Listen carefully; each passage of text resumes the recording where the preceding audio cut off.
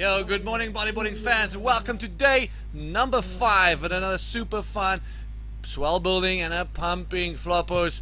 We're in our new uniform kit and we're looking good. The waves are absolutely pumping. Fabio, tudo bem? Tudo ótimo. Temos brasileiro na água, Sócrates Santana, bicampeão mundial júnior, contra o Tanner McDaniel do Hawaii e o Manuel Cepeda do Chile. Dion, will be exciting. Yeah, this whole round 7 we'll see some incredible matchups during the course of the day.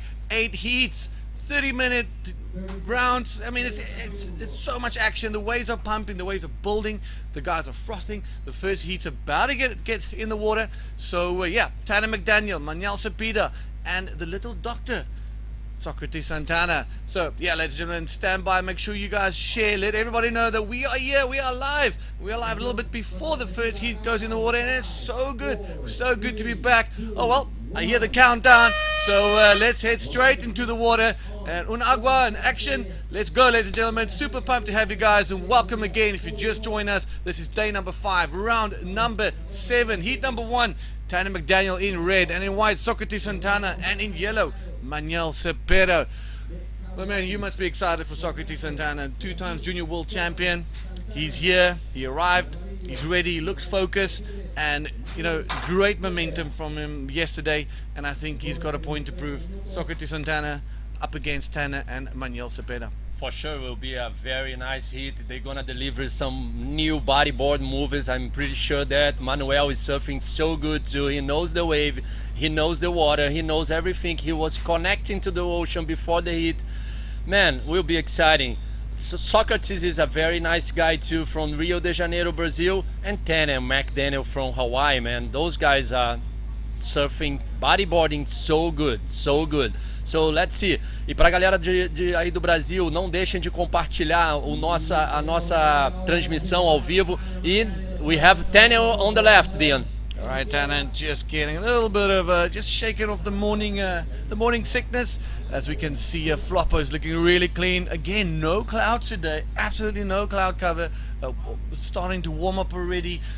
Yes, back-to-back sunny days with no cloud cover. That's very unusual for Arica, which has a super delicate climate and its own little microclimate as well. It's incredible how this place works. It is, man. How was the sunrise today? How was that? I wish I had a cup of coffee in my hand while staring at that, but that was beautiful, beautiful. Coming up behind the Morro, this beautiful red hue, and just breaking, hitting the water. You know what? It's picture perfect. I put some pictures and some videos on my Instagram, and it was unreal. Good stuff, good colors, and just like saying to us, like, welcome to Arica. Bodyboard is Arica. Arica is a bodyboard wave, man, for sure. This is the place. So we're gonna have a lot of action today. Like, we have some finals hits today, man. I can tell you guys, like, we have Jeff Hubbard and Dave Hubbard together against PLC. Will be a final for sure.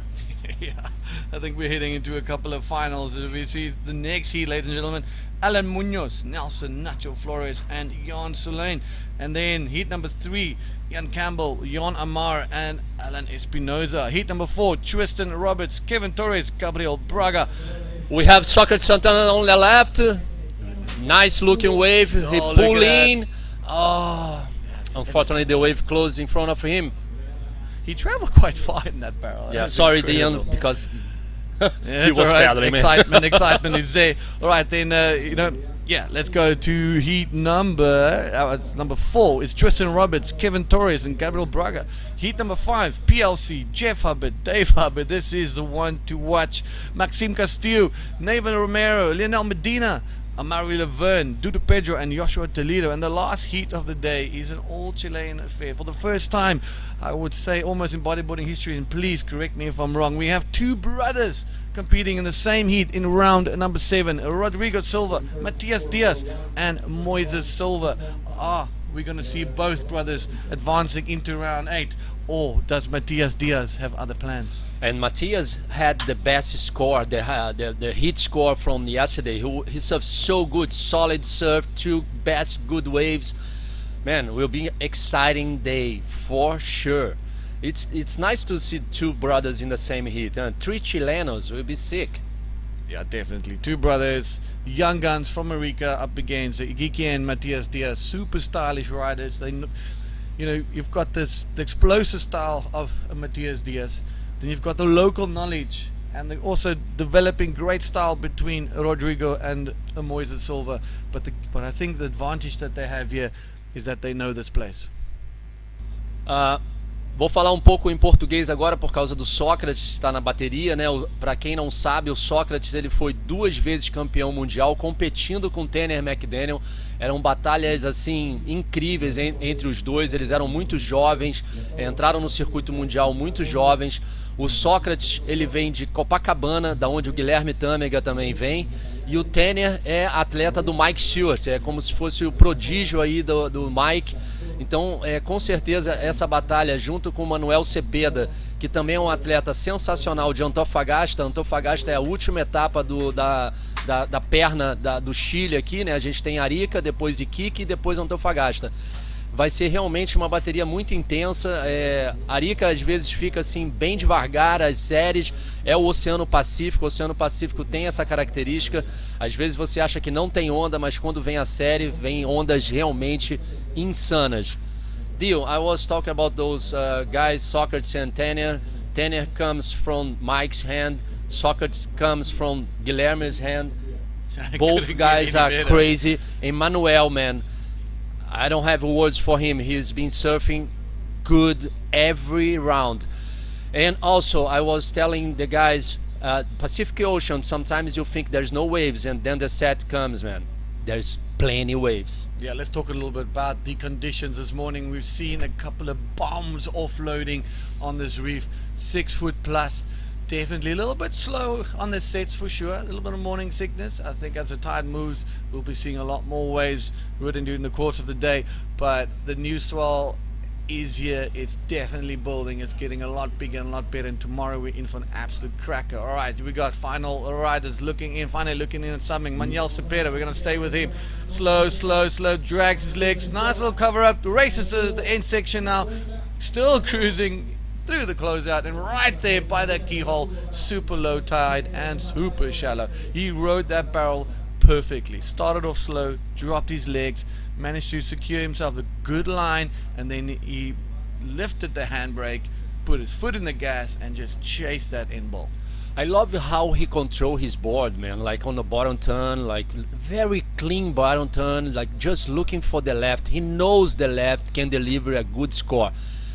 Manuel is doing the good job, and he was no priorities. He got the first priority, I think, because Tanner got the first wave and Soccer second. So he used a good first priority, and he got a 4.5. All right, good stuff. Head over to ibcworldtour.com so you can see the scores in real time as they drop while viewing all the action and not missing a single wave. 22 minutes, 42 seconds to go.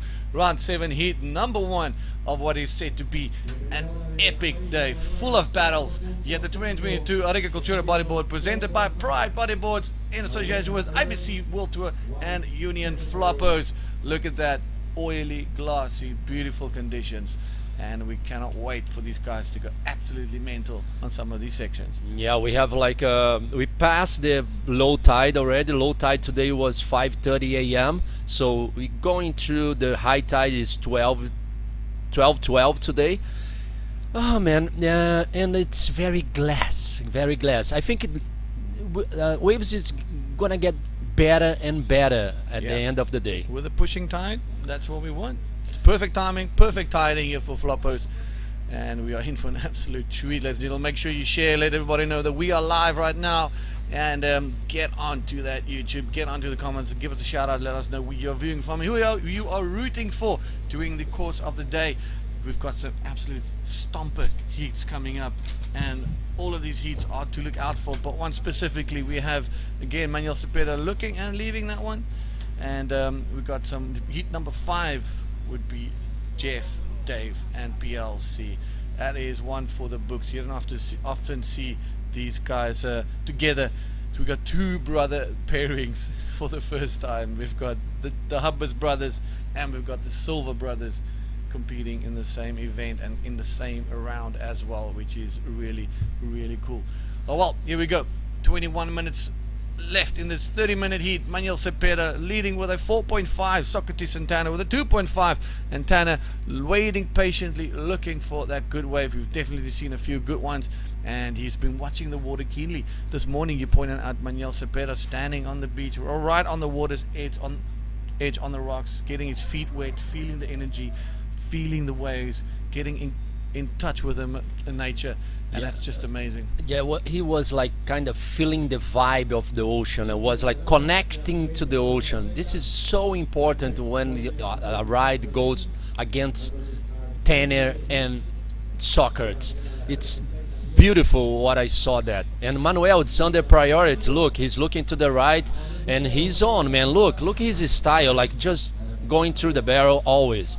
It's not that good wave, but he's trying to keep on moving, and he has third priority, so yeah, it's got nothing to lose. He just keeps busy, catches a few fun ones, keep building on his score. Another 3-point ride, another 4-point ride is making things very difficult for the other guys that more than 10 minutes down this heat have not been able to post any decent scores yet. Yes, the waves have been a little bit slow, 30-minute heats, and that's why we have 30-minute heats today as well. But the waves are building, the sets are there. We've seen quite a few offload today, and it's becoming a lot more consistent. Yeah, for everybody knows there's a 30 minutes heat, just 2 waves count, and the riders can surf 12 waves on the heat. So Tanner has first priority. He needs to wait. He has 1 point only.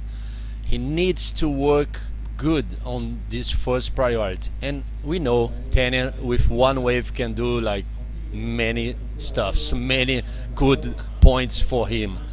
I think the guys are looking something on the back, huh? I don't know. Manuel, Manuel don't stop, huh, actually. He doesn't stop. He's up and down, up and down, up and down, and that's a mark of someone that's really hungry, that really wants this, and that's actually quite really incredible. And I'd love to see him advance into the next round. He's kind of like a bit of the quiet guy, the underdog. He's just been cruising under the radar, not much attention on him, but man, when he bottom turns, he takes off on a wave. It's absolutely incredible.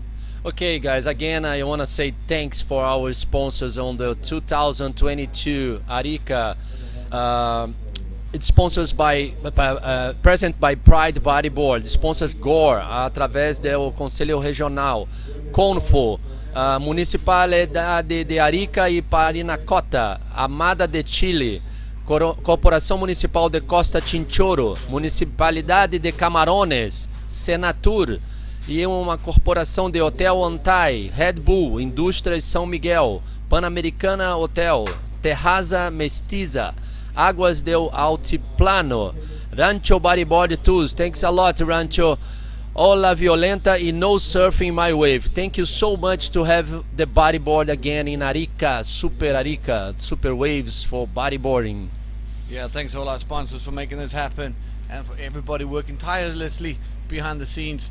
As we see Manuel Cepeda, there's a little bit of slow heat, just easing into the morning. No real chaos yet. And I'm looking forward to some of the chaos that's yet to unfold during the course of the day. Well, 17 minutes, 27 seconds to go.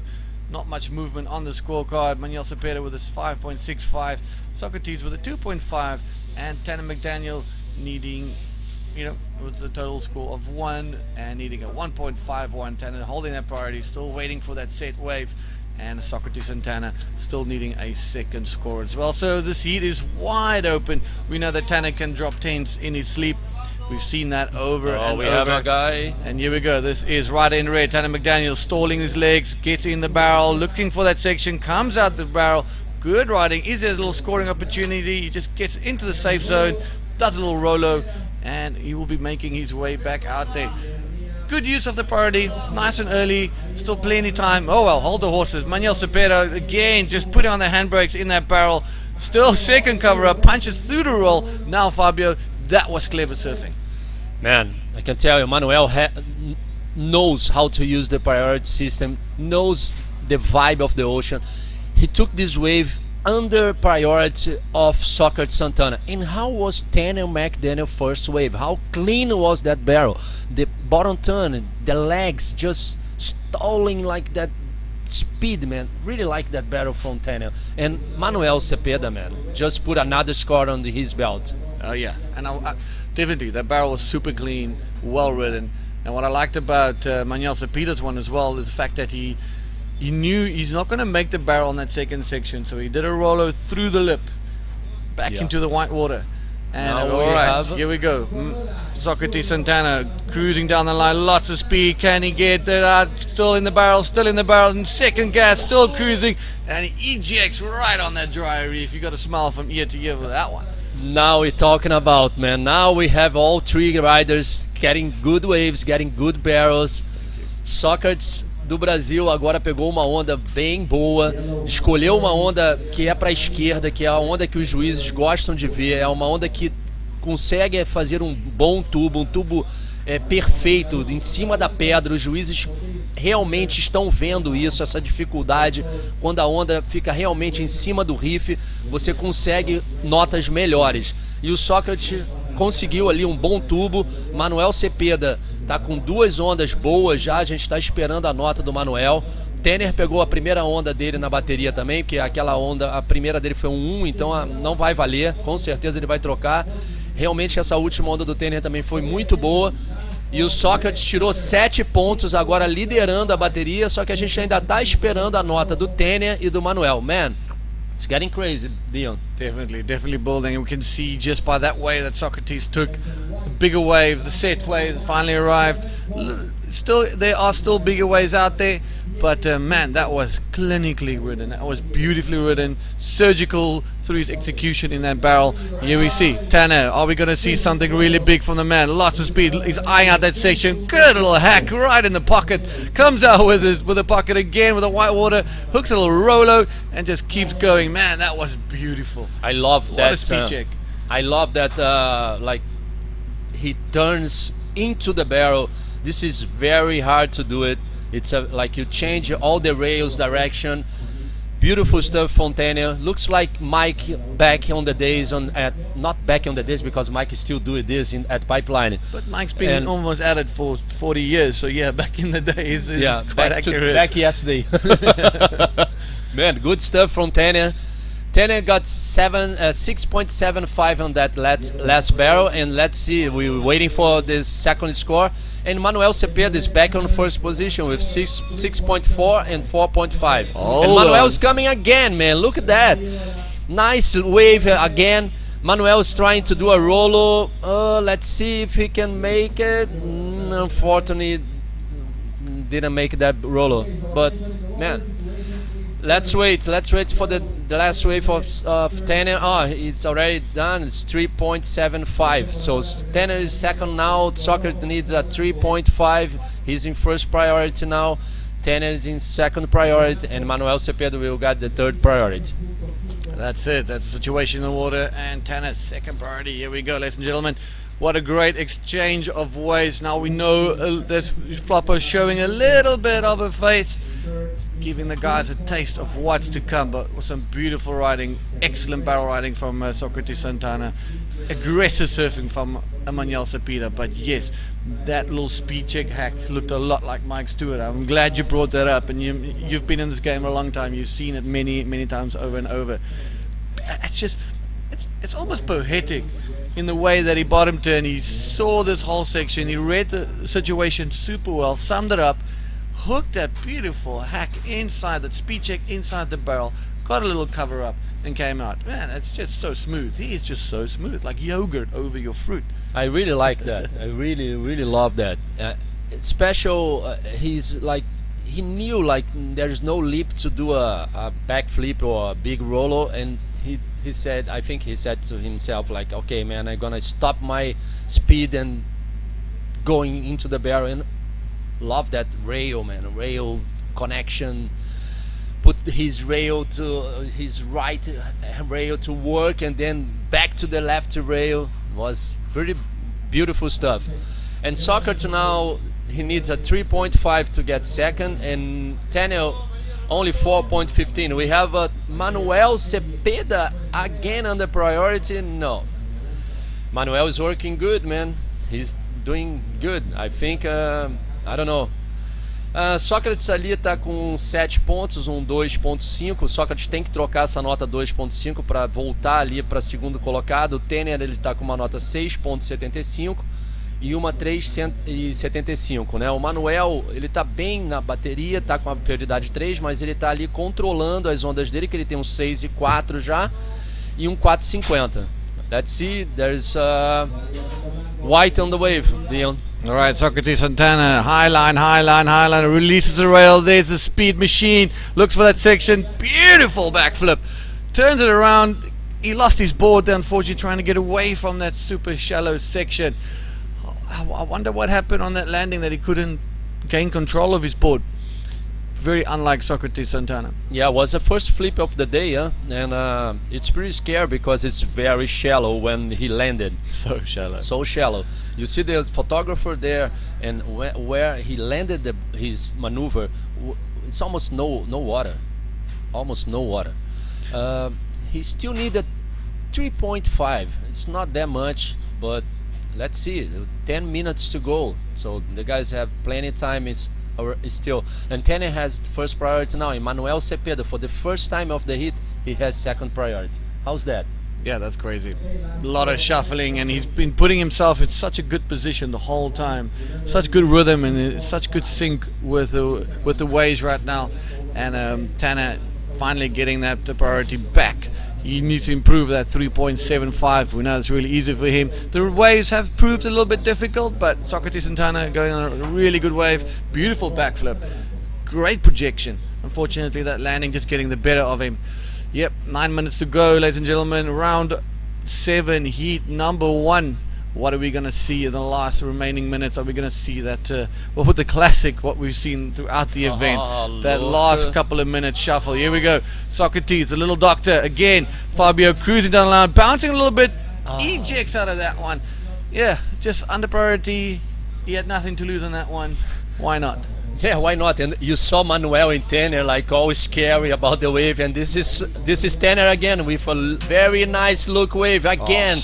Beautiful. Controlling the speed, a little barrel and then a roll. Man, Tanner is working good, doing the stuff to change the 3.75 that he have. And Manuel again on the back. Go, Dion. All right, Manuel Cepeda, what can he do? You know, hooks it in, but lands on top of the wave. Unfortunately, that's not what he wanted, but trying his utmost best. And man, if I was a betting man, I would say Tanner got the better in this little wave exchange. And I won't be surprised if Tanner will take that lead, maybe only at 3.75. Both of them had two good waves. Maybe again Manuel Cepeda should have gone for that basic roll. He's already got his scores. He's trying to build it. He's trying to pull away from the threat that is Tanner McDaniel, from the threat that is Socrates Santana. So he knows he needs to throw it down now. Yeah, for sure. You're right. And I think if Emmanuel Cepeda stole a little bit the speed, like delivers more time to him to punch a backflip or something like that. But I think he saw that beautiful wave. Maybe he saw kind of a barrel there, but so now Tanner, he got a 5, Dion. So now he's on the lead with 1175 points against Manuel on second. Manuel needs only 5.36 to get the lead back, and Socrates Santana he still need a 3.9 to get second position. 7 minutes to go, and almost 7 minutes to go. 7 minutes and 10 seconds to go. The guys still have a lot of time. Arica can deliver waves like wave after wave sometimes, and we have Socrates looking for something on the back. Let's see. It's crazy. I don't want to be there in this heat, man. And we have again Tanner under priority. Let's see what he can get it. We're gonna see. Damn it! I was hoping we could see a big Tanner backflip. Me too, man. On the edge of my seat, waiting for this one. But wait, maybe Sockdog can bring us this one. Pulls out, hits the water out of frustration, and again another priority shift. Here we have. We'll probably see Manuel Cepeda jumping into that P1 position, and there he goes. And Socrates kind of knew he needed to capitalize on that one, having had that priority. Yeah, So, I think he got mad too because he lost first priority. Yeah, Now that's he's it. second priority That's now, it. and Manuel got the second position on the hit, so he gonna choose a good wave now, man. Manuel Cepeda, for the first time of the hit, he has first priority. There we go. So now he's going to be, I reckon he's going to be very, very wise and very careful with his priority system. He's going to let the other guys operate underneath him, no problems. As we get back to that, here we go. Socrates Santana, a smaller looking one, good little air turns around, back into the foam, back into the face of the waves, hooks a little cutback reverse spin, and back into the channel.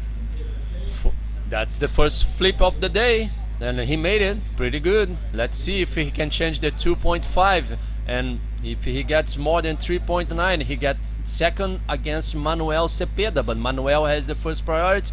We still have 5 minutes 30 seconds to go, man. Everything is open still. Oh, whew. Oh, look at this.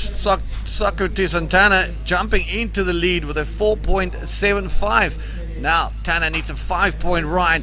5.0 is one to be exact to get back into the first position. Manuel Cepeda, he needs a 5.36. I won't be surprised if we see one or two right-handers getting ridden at the dying minutes of this heat. The guys will know that they need to step up and really get that top scores. It's not big scores. It's not difficult to get. You just need to get those waves. Yes, we're saying it's not difficult to get. We need to get the waves and all that. But given the conditions, given the scenario, yeah, the judges have a very generous scale, and you can definitely see that they're awarding the riders for technicality. For sure, man. Those guys in the water, they can deliver 2 10s in 5 minutes, 3 minutes, 2 minutes. They are good, man. In this level of the competition, we have Right. Manuel Cepeda again on the left in a very good looking wave. Let's see what he can do. He's stalling. I think he goes for the maneuver and a Rolo. Oh, it's okay, Rolo. He's not too happy for that, but I don't know. Yeah, I think in his mind he was seeing a big flip in the end section, and the way just having different ideas about this. So it's going to be tough for Manuel Cepeda now in third position, handing the priority to Tanner and not being able to get that big flip or that big flare maneuver that he was looking for at the end. But he needs to improve his 4.5. He needs now a 5.36. Here we go, Socrates Santana. Sócrates aí remando novamente, ele está agora pegando as ondas intermediárias, ele sabe que as ondas intermediárias podem fazer manobras aéreas, como um aéreo muito bom dele, numa onda pequena, mas os juízes estão observando isso, gente, porque quando o atleta faz uma manobra em cima da pedra, os juízes contam muito, por isso que o Sócrates ganhou 4,75 naquele último backflip dele. I'm saying Portuguese, Dion.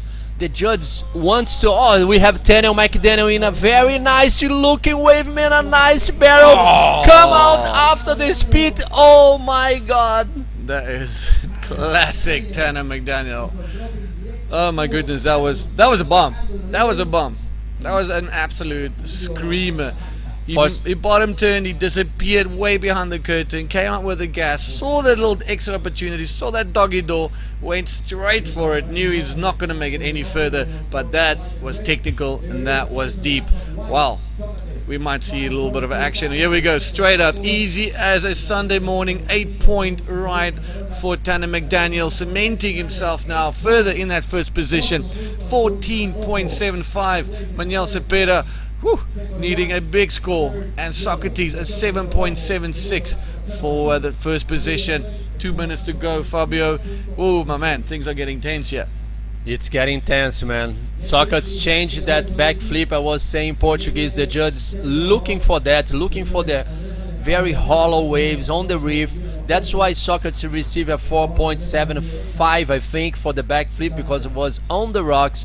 But then Daniel came with this really beautiful wave, very technique. I love his technique of the doggy door stuff, man. He knows the wave was going to close, and he just like, woohoo, judge, I'm here. I made the barrel after the speed.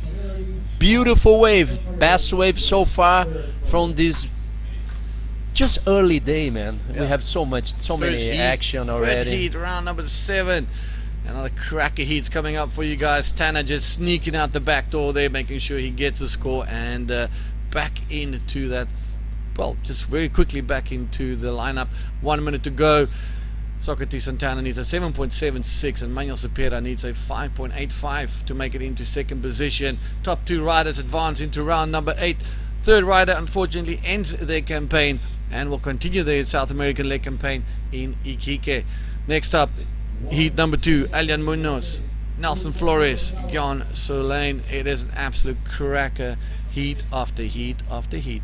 And Manuel grabs his first priority. Let's see if he gonna in this left. He knows the wave. Let's see. It's not a big wave. Oh, he missed the first priority.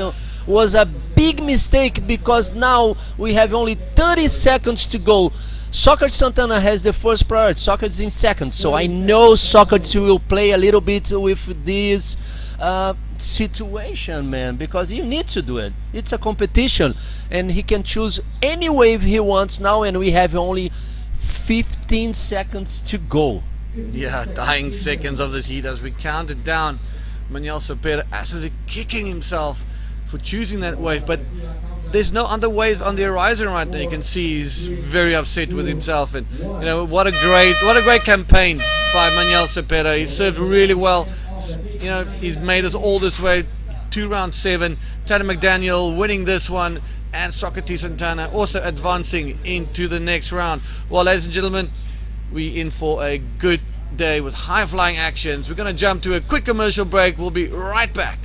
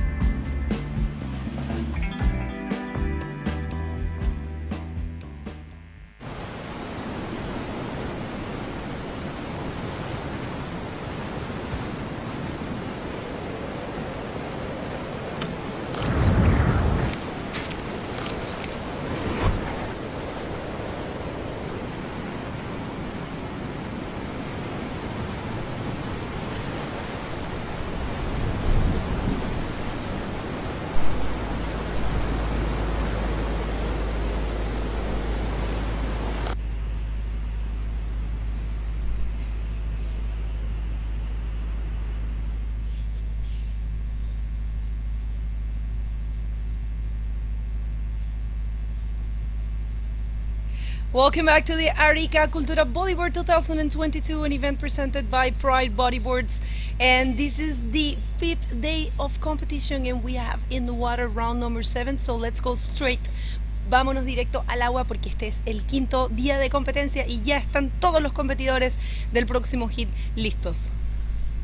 Já tivemos aí uma bateria com Socrates Santana inacreditável, junto com Tanner McDaniel, que pegou a melhor nota do evento até agora nesse dia. O evento acabou de começar, já tivemos nota 8 do Tanner, tirando um tubaço para a esquerda, e o brasileiro Socrates Santana passando junto com ele para próximo round. Bergo, it's been crazy. First hit was unbelievable.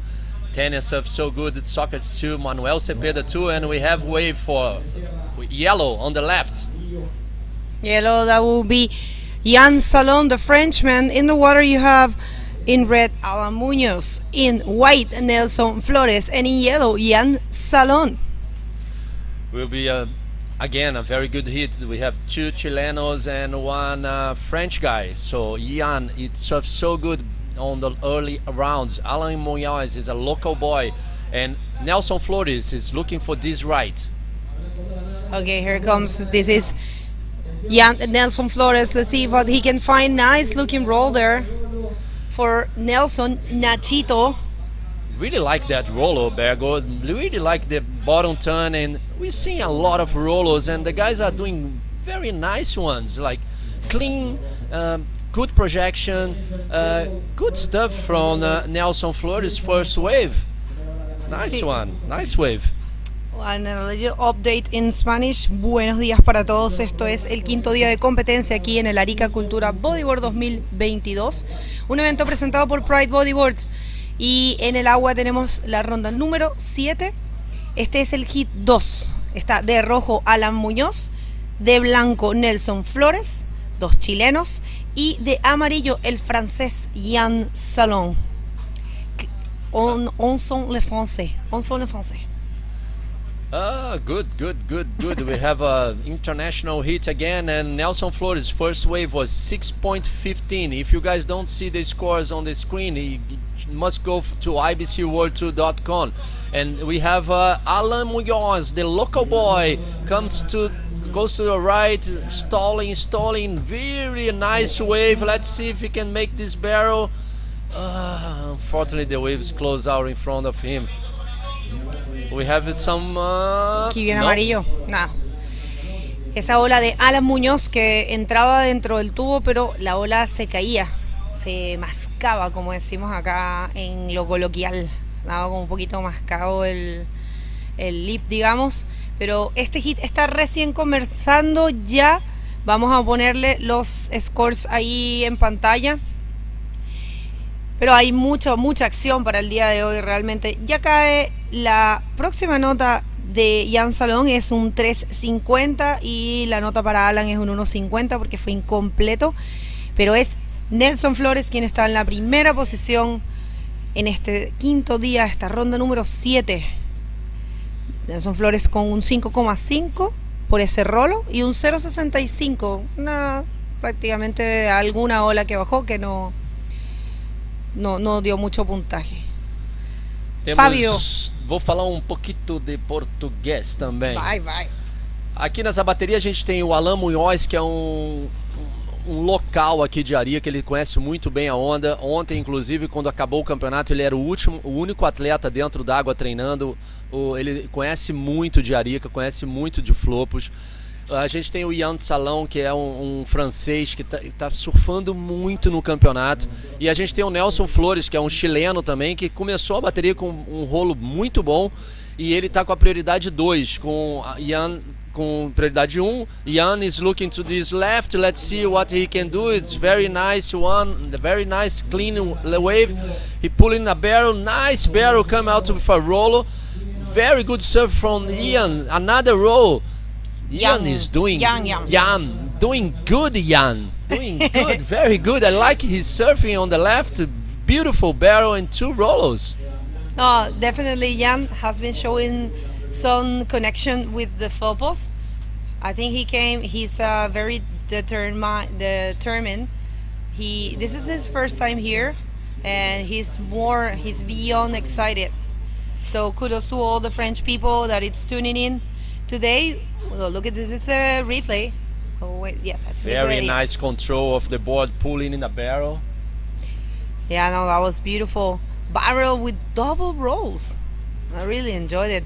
Yeah, this is the replay of last wave of Jan Salon. We're gonna be throwing some replays today. We promise you we're gonna be fixing some stuff, and this is what we're doing. We're happy to have some replays. Thank you very much to our director and our streaming supplier. So Jan last wave was a 6.5 Bergo, so he's in first position now, leading the hit with 10 points. Nelson Flores has the first priority He's in second position now, and we have Alan Munoz under priority, looking for this left. Oh, it's a beautiful looking left. He's control his speed. Let's see. I think he's going for a maneuver and a very big backflip from Alan Munoz. Very nice maneuver on the rocks. The judges love that. And let's see what he can get on the scores. Alan Munoz, he needs a wave. He only has 1.5 from that barrel close in front of him. Oh, Alan, he knows how to do it. Under priority. Nelson has the priority, but didn't check that wave. And Alan did a very nice backflip. A really good maneuver. And again, here comes Jan Salon. Nice looking wave. Good size. Let's see if he can find. No, not much there. Well, now that was a pretty cool wave for Alan. Let's see what the judges think, and that's what it is. It's a 7. Of course, for Alan. Alan is not a local here. He's from El Tabo, which is the central part of Chile, but he has been coming here forever. He knows this wave perfectly, and I think the locals love him as a local. And it's Jan Salon at the moment in the first position, the Frenchman, and Nelson Flores with a good score of 550, needing only a 3-point ride to advance to the second position. And today we are sporting our Unión Flobos beautiful hats and t-shirts. Hoy estamos con el uniforme de Unión Flobos del evento de Arica Cultura Bodyboard 2022. Está muy bonita la ropa. Muchas gracias al Club Unión Flobos por llevar a cabo este evento, ¿no? Que ha sido con mucho esfuerzo, el regreso del Tour Mundial. La verdad que estamos felices de estar acá. Y por supuesto la IBC World Tour, ha sido un trabajo largo durante la pandemia, esperando que nos pudieran dejar hacer competencia, y ahora ya con mucho cariño, bien concentrado. Aquí viene Jan Salón y también Alan Muñoz.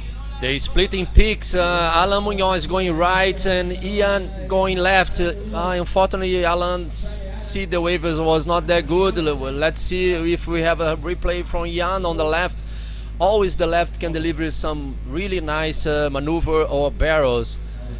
It's Alan's trying hard to get the second wave. He has the best wave so far from that hit, and 7 point on the last back flip. It was very clean and on the rocks. The judges, they always see that, like it's very difficult to do a maneuver on that position that he did.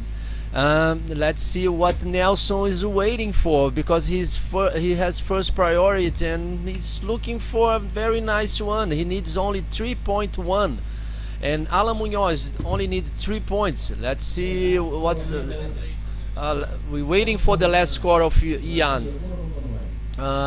Very clean conditions, Bergo. No wind today. Very nice, beautiful day, sunny skies.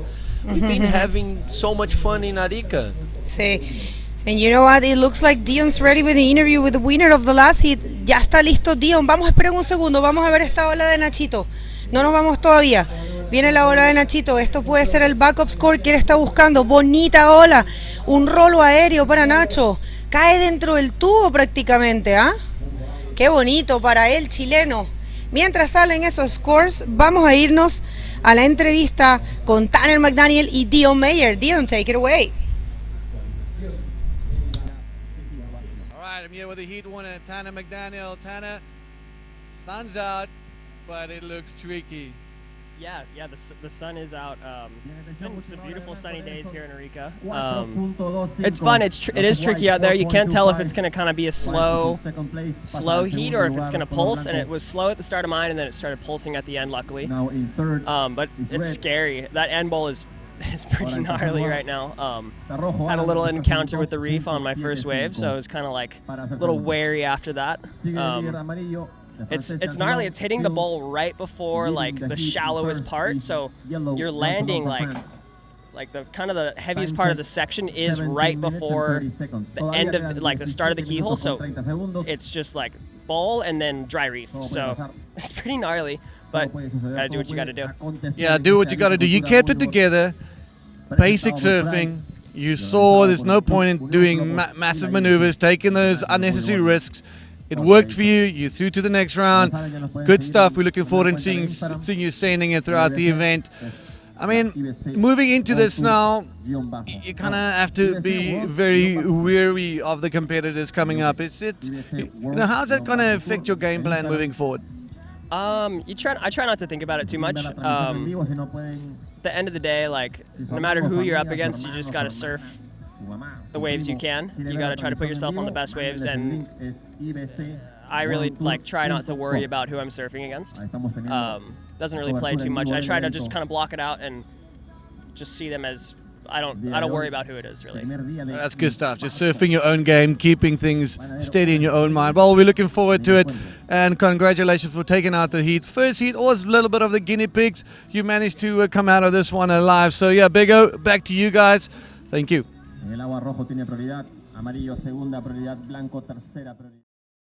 We're taking that heat, and the situation in the water changed, and now it's Jan Salon, the Frenchman, in the first position with a total of 10, and Nelson Flores getting a 4.25 for that last wave that we saw before the interview. It's Alan Munoz now in the third position, but he's only looking for the 275. I mean, that's basically only taking a wave, and even if he just a spin, he probably get it, but I don't know. I think the judges are looking for bigger maneuvers, right? For sure, they looking for clean, good maneuvers, especially if you go right and do on the reef. They're gonna deliver a good score. And this is Nelson Flores under priority, looking for this left. Let's see. Oh no. And Alan Munoz, like you saying, he needs only 2.75, and he has first priority, so he knows how to work this pretty well. He looking for a good left, I think. I'm pretty sure he knows if he got another backflip, he gonna do he goes straight to the first position. It's kind of, sometimes it's very slow, this Pacific Ocean, but when the sets comes, man, totally different. The rides can change positions in couple minutes. It's crazy. Like, you need to wait, you need to have that connection with the ocean and wait for your wave. Yeah, definitely. And here's Jan. You can see Jan raising his hand. It means he's asking for situation to the beach announcer. He's gonna get it real soon. And how about, Fabio, if you read some shoutouts? Where are you, people? ¿Dónde están, gente? Déjenos saber. En este momento vamos a leerlos. We are reading you now. On son le français pour Jean. ¿Dónde están los que apoyan a Nelson? ¿Dónde están los que apoyan a Alan Muñoz? Los vamos a leer. Let's do it, guys. Let's spread the love of bodyboard. Let's go in through our website, ibcworldtour.com. Let's go to our new Instagram account. We have everything from the riders, from our contest, for our information. Bodyboard is getting bigger and bigger around the world with this new world tour. Let's go. Oh, we have guys from Canarias, New Zealand, Portugal. Valeu, galera da Portugal, Thiago Pimentão, muito bom ver vocês aqui com a gente. We have South African guys, we have Cape Town, we have saludos de Argentina, Bergo. Eso, Gonzalo, gracias. Look how important it is. We have like 3 languages here. We have English, Spanish, Portuguese, a little bit of French too. Maybe we need some Japanese pretty soon, and that's beautiful, man. That's beautiful. We have all kinds of language here. A ver, están cayendo un montón de mensajes. Muchas gracias a todos por sintonizar, por apoyar. Gracias. Ahí está Marquitos Iribar en el radio, hermano. Un saludo gigante. Cristian Morales está acá, la Armada de la Quinta Región. También tenemos a Juan José. Dice, vamos los chilenos. Claro que sí. Saludos desde Manta, Ecuador. Boris, gracias por sintonizar. Juan Soto también. We Bodyboard, thank you very much for being present every day. We love you. Thank you very much, everyone from Cape Town. Jonathan. Here comes a wave for the Frenchman. Jan Salon. Let's see if he can find the lip house is looking for. That's a nice executed invert on the rocks there. That's a dangerous place. This is very dangerous, and the judges are looking for this. They know it's dangerous. They know. And Alan Munoz is using his first priority, put in the barrel, nice wave, still in the barrel, came out. Alan used his priority good, and a roll on the rocks, Bergo. What a good technique that he actually managed to find that little mini wave that formed right there on the rocks, and that was pushed him out of that garden of rocks, barnacles and sea urchins. That place is very dangerous. I've hurt myself there, and I know for a fact it is. It is very dangerous, guys. It's like no water almost. And Alan, he knew needs just 2.75 to get second position. He was with 1.5 wave, so for sure he gonna change this 1.5 for a bear score. And Jan is still on the lead with 6.5 and 3.5. Nelson Flores with a first priority, he's with a 5.5 and 4.25. He needs only 4.51 to get first, and we still have 11 minutes to go. It's plenty time, Bergo, plenty time. Plenty of time and plenty of French people cheering up for Diane. Davo, as every day. Davo, ça va? Chichichi, lelele. Choming Lopez, thank you for being there. Merci, merci pour être ici. También Gil, amigo, saludos. Y por supuesto, Alempes from Brittany. That's where Jiang is for. And change of situation. Change the situation because Alan Munoz changed the 1.5 for a 5.9, and we have Nelson Flores using his priority to go to this right, beautiful looking wave, very nice speed, and bang, nice air. Oh, unfortunately he can't grab his board, and that was very good, unfortunately. Yeah, muy buen invert para Nachito, que de verdad está surfeando muy bien. Siempre ha sido un excelente rider, es campeón mundial junior 2017 y siempre ha sido excelente, solo que él estuvo un poquito retirado, digamos, bueno, todos en realidad durante la pandemia compitieron muy poco porque hubo muy pocas instancias para competir, pero Nacho siempre ha sido sólido y ahora este es su regreso a las competencias mundiales. Yo hablé con él ayer, estaba muy feliz. Viene una buena ola ahí, vamos a ver, porque la prioridad número 1 la tiene Jan Salón. Vamos a ver si Jan decide ir, el Frenchman. He's looking for this beautiful left. He knows the left can deliver something, but unfortunately, and the wave is very powerful. If you made a little bit of mistake, you can miss it all the wave. And Alan Munoz is using his first priority now. Aquí viene Alan, buen tubo, buen tamaño de ola, va a salir. Claro que sí, se la conoce perfectamente. Alan probablemente cambie ese 5 que tiene. Vamos a ver qué piensan los jueces, pero Alan Muñoz bastante activo ahora en la segunda parte, o en la tercera parte si se quiere, este hit, ya que son hits de 30 minutos. Podríamos dividirlos en 3 partes. Ya estamos en la última parte del hit, 8 minutos con 42. Este es el quinto día de competencia en el Arica Bodyboard, Arica Cultura Bodyboard 2022, presentado por Pride Bodyboards. Y de este hit, de esta ronda, pasan 2 personas.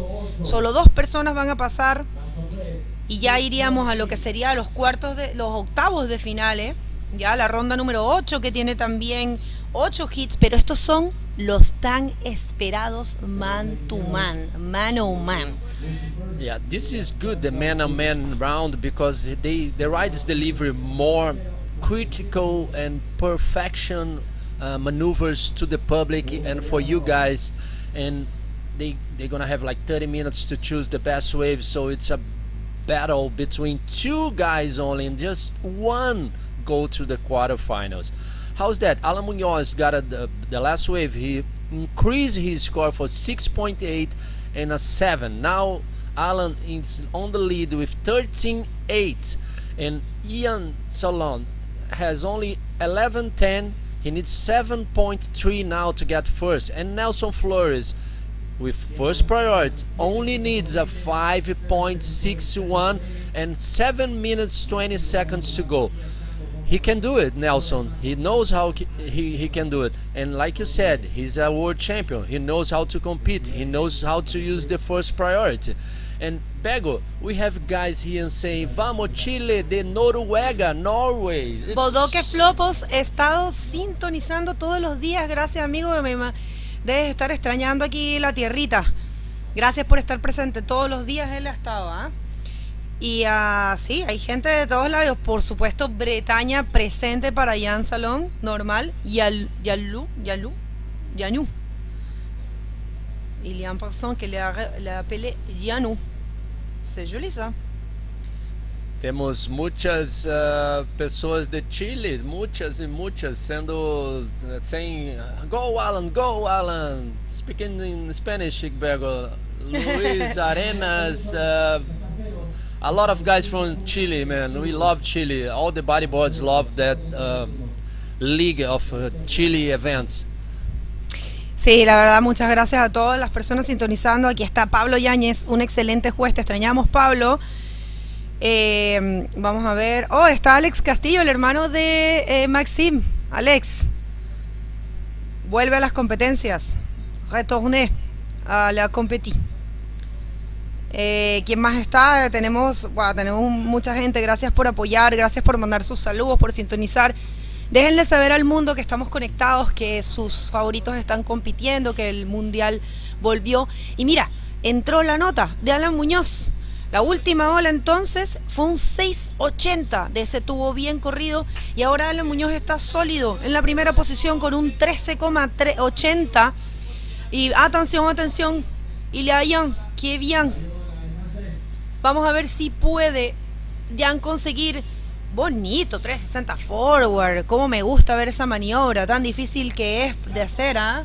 I love so much this maneuver, but now we talk this later. We have the Nelson Flores, the world champion, junior world champion from Chile. Unfortunately, the wave just smashed it on the reef.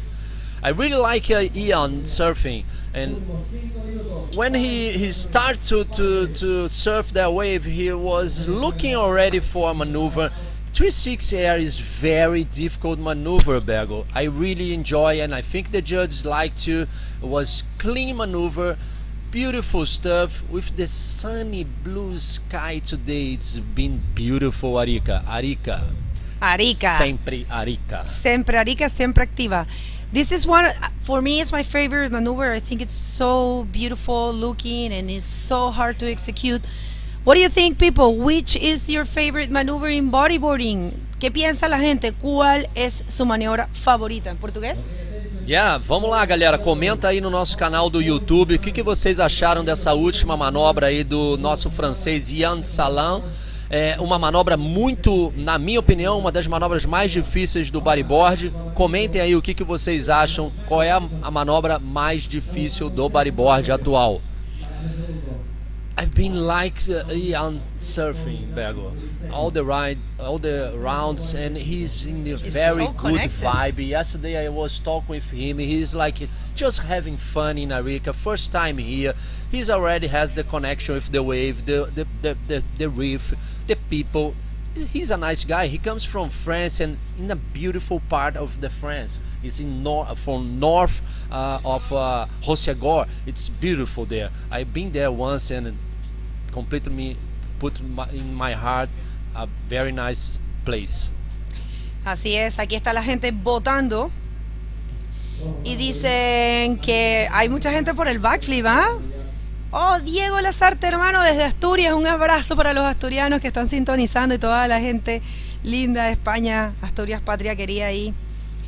Alex, Bego, en francés, ¿puedes hacerlo? Je pense que je peux, mais je parle beaucoup parce que je suis en train d'apprendre français. Et oui, c'est un désastre si je parle pas bien. C'est pour ça que je ne parle beaucoup. Mais j'aime bien. Bego! Je sais pas si je le dis bien. Hein? No, I don't know if I said that correctly, but I do. I'm studying French and Portuguese at the same time, so I'm gonna get there for sure. Sounds good for me. Bergo is speaking French now, guys. So we're getting there. We're getting there. We're doing so many languages, trying to put everybody to understand. We still have 2 minutes to go. We have a paddle battle. No, Alan Munoz is still on the first position and has the first priority. So Alan is sitting there, relaxing, just trying to increase him on the 6.8. Ian is on third position, on third priority now because he's looking for that wave. He almost paddled. He missed the second priority to Nelson Flores. It's pretty dangerous because Nelson, he needs only 6.9 Bergo, and he knows he's a Chileno. He knows what the judges need to show to the judges. He's a world champion. Don't miss Nelson Flores last 1 minute and 30 seconds. Sí, definitivamente, como dice mi compañero súper sabio del bodyboard, Fabio. Un placer tenerte acá porque eres una enciclopedia del bodyboard. Nelson Flores es súper capaz de tomar esa ola que necesita de 6.90. Solamente necesita la oportunidad de Dios que le mande la ola correcta, porque un 6.90 claro que lo puede hacer Nachito.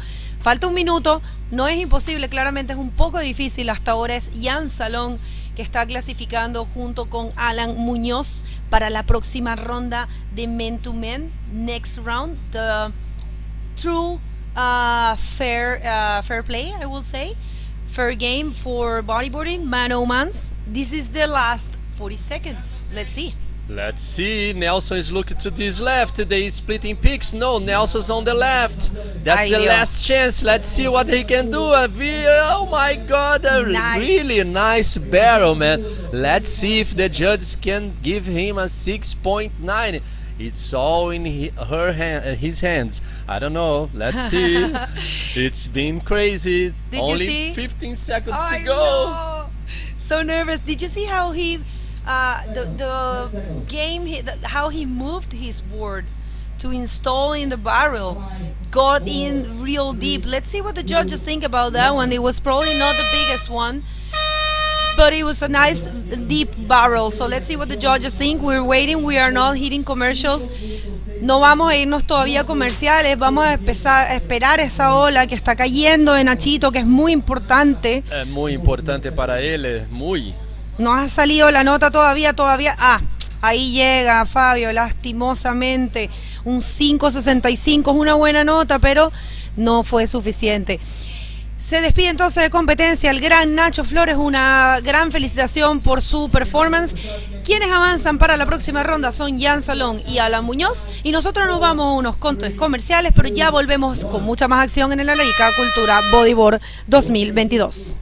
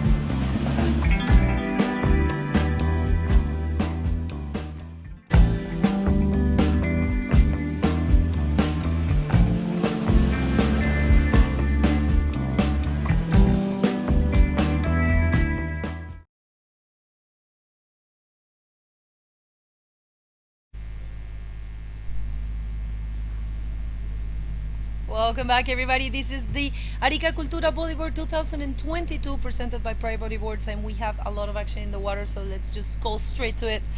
Dion, what are your thoughts about what's been happening? Yeah, good, fun sessions out there. Very dry, very technical, very dodgy, but very good. Last heat was exceptionally well served. Alan Munoz, he was on his own level. Jan Salane as well. surfing really well. So it was really good to see these guys ripping it up. And right now, Ian Campbell, Jon Amar, and Alan Espinosa in heat number 3, round number 7. Top 2 riders will advance into round number 8. We will be seeing some man-to-man action, and unfortunately, the rider coming third in this heat will be going home and continuing his South American leg charge down in Iquique. Yes, definitely. So it's going to be amazing. And in the water, we have in red Ian Campbell. In white, we have Jon Aymar. And in yellow, Alan Espinosa, a guy from Iquique. He's been surfing really consistent. Así que en el agua, un poco de actualización en español. Tenemos en rojo a Ian Campbell de Sudáfrica. En blanco a Jon Aymar, el francés. Y en amarillo, atención, se viene hola. Él es Ian. Wow, not much there for Ian. Decía que en amarillo tenemos a Alan Espinosa, el chileno. Ese es el hit número 3 de la ronda, número 7, acá en el quinto día de competencia en el Arica Cultura Bodyboard 2022, un evento presentado por Pride Bodyboards. Muchas gracias por haber hecho este evento posible. También el Club Unión Flopos. Hoy estamos usando nuestro uniforme del Unión Flopos. Bonita gorra, bonita polera. Mira, una olilla. All right, White looking, leaving. Everybody just letting that one go.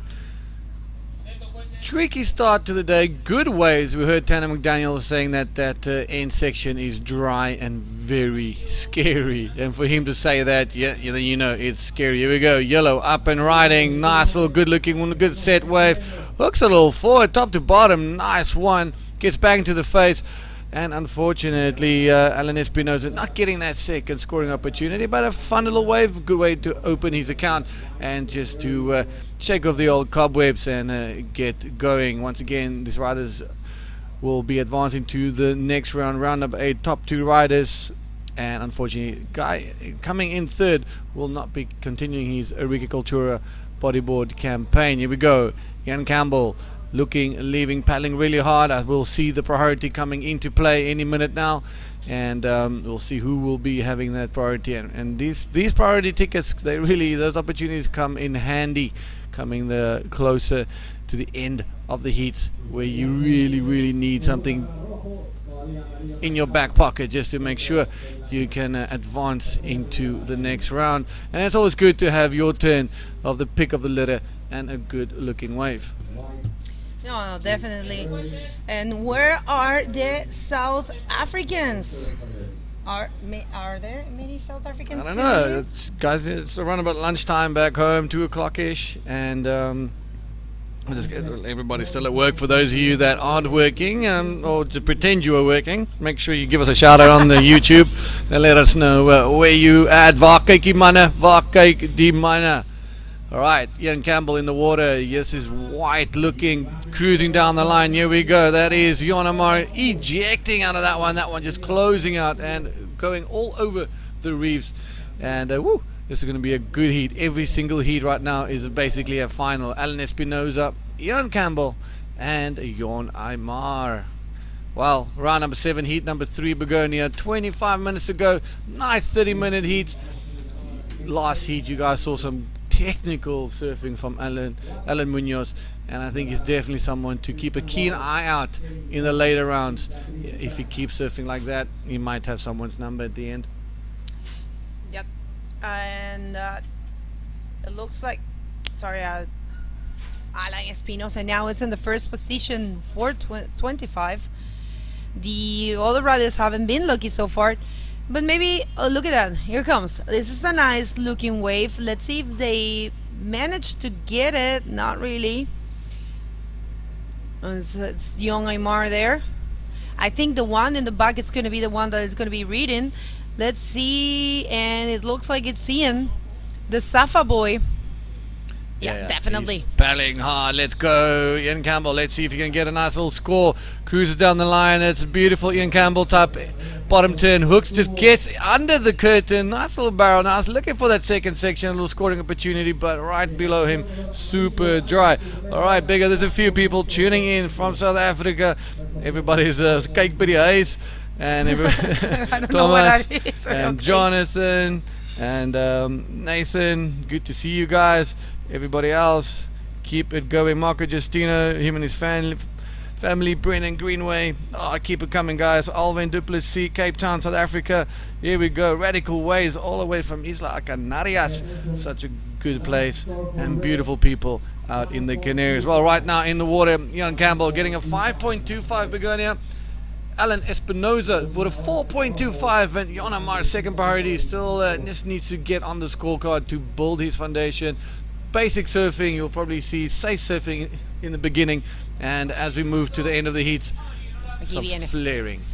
Así es, aquí viene Alan Espinoza, el iquiqueño, buen backflip para Alan.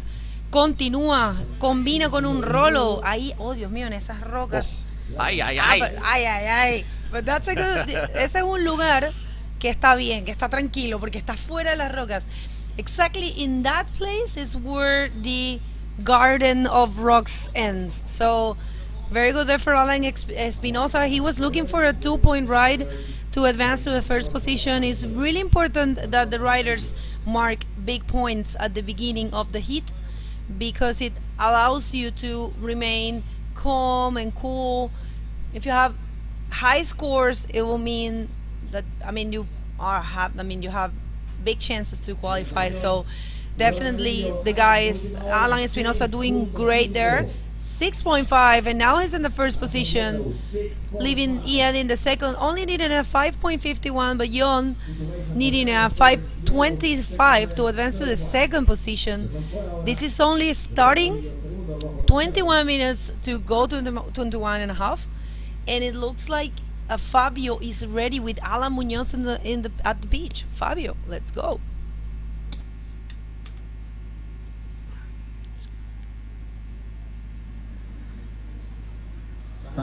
Okay, I'm here with the winner of the last heat, Alan Munoz from Chile. Alan, was buenaza olas, huh?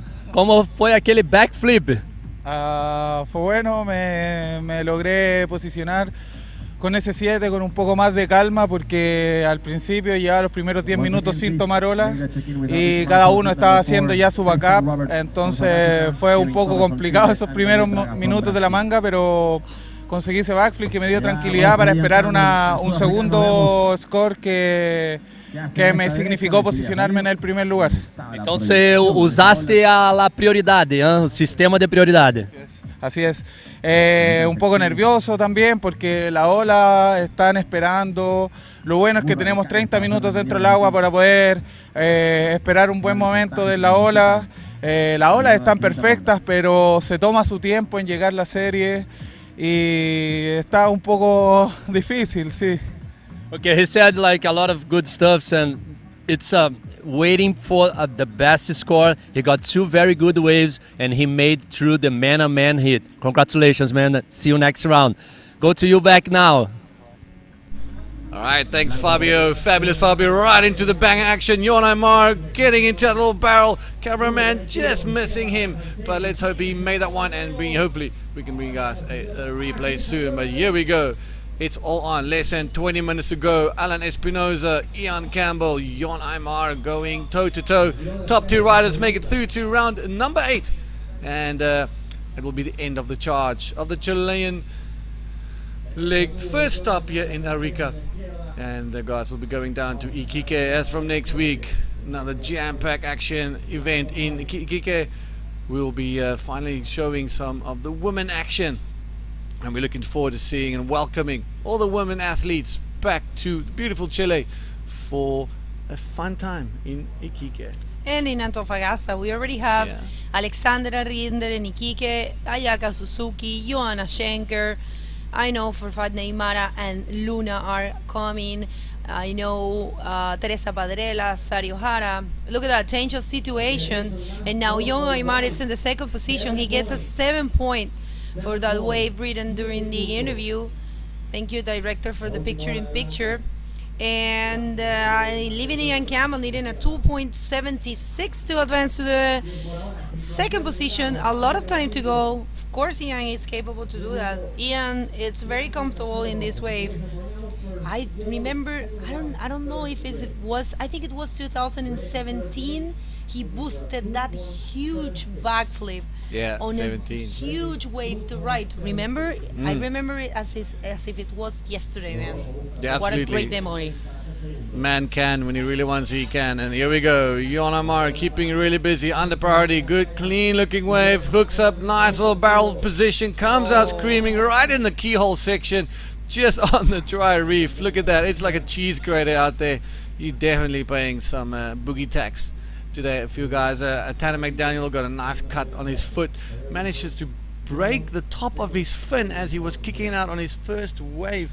He got cut, kicked the rock, and the fin just popped at the top. You don't see that often. Just again shows the pure power of this wave. Young Campbell needing a 2.75 for that second position. He's only got a 5.25 and a 1 point ride. Jon Amar as well with a 7 and a 1, but definitely he will be increasing his lead on Young Campbell after that little barrel ride.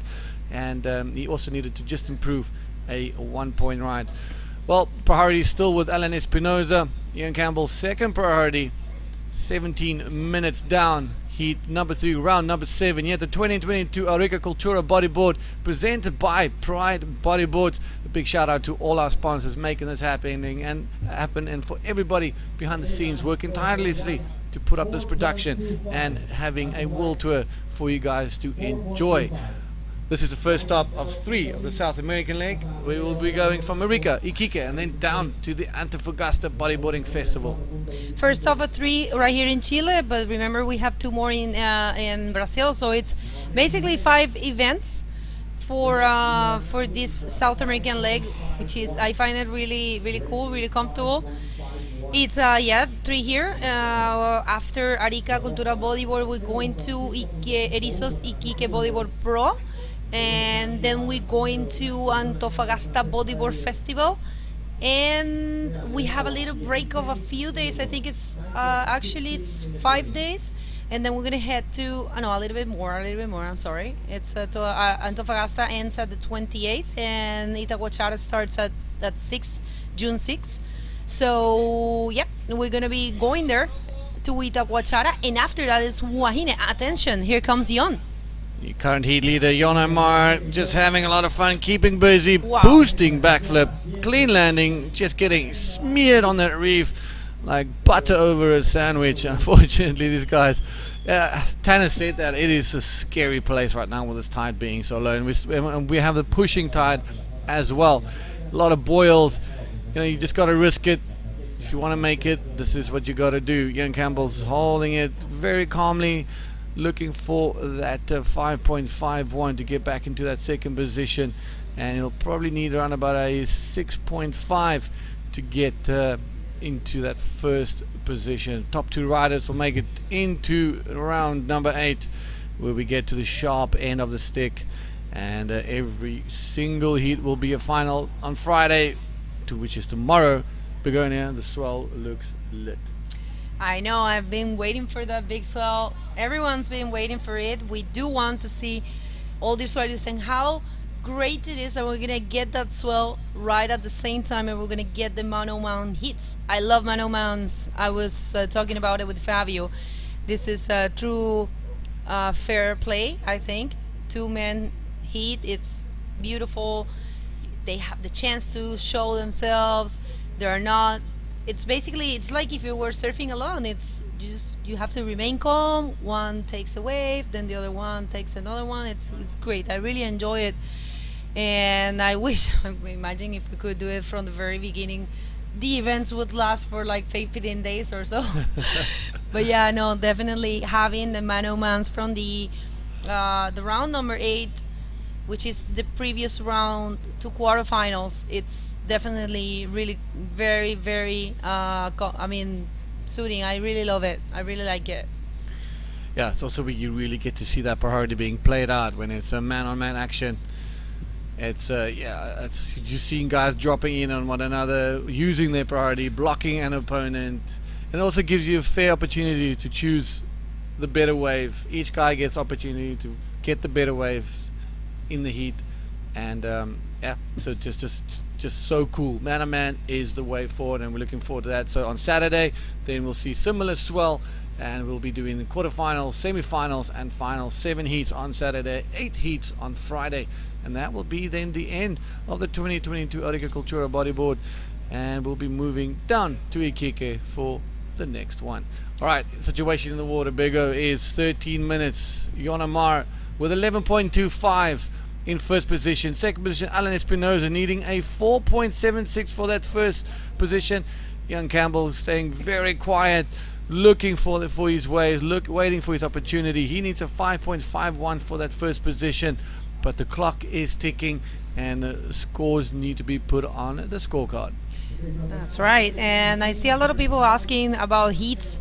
Guys, you can check the scoring system and the streaming all together at the ibcworldtour.com, the website, and you can check all the previous heats and the upcoming heats, and of course the current heat.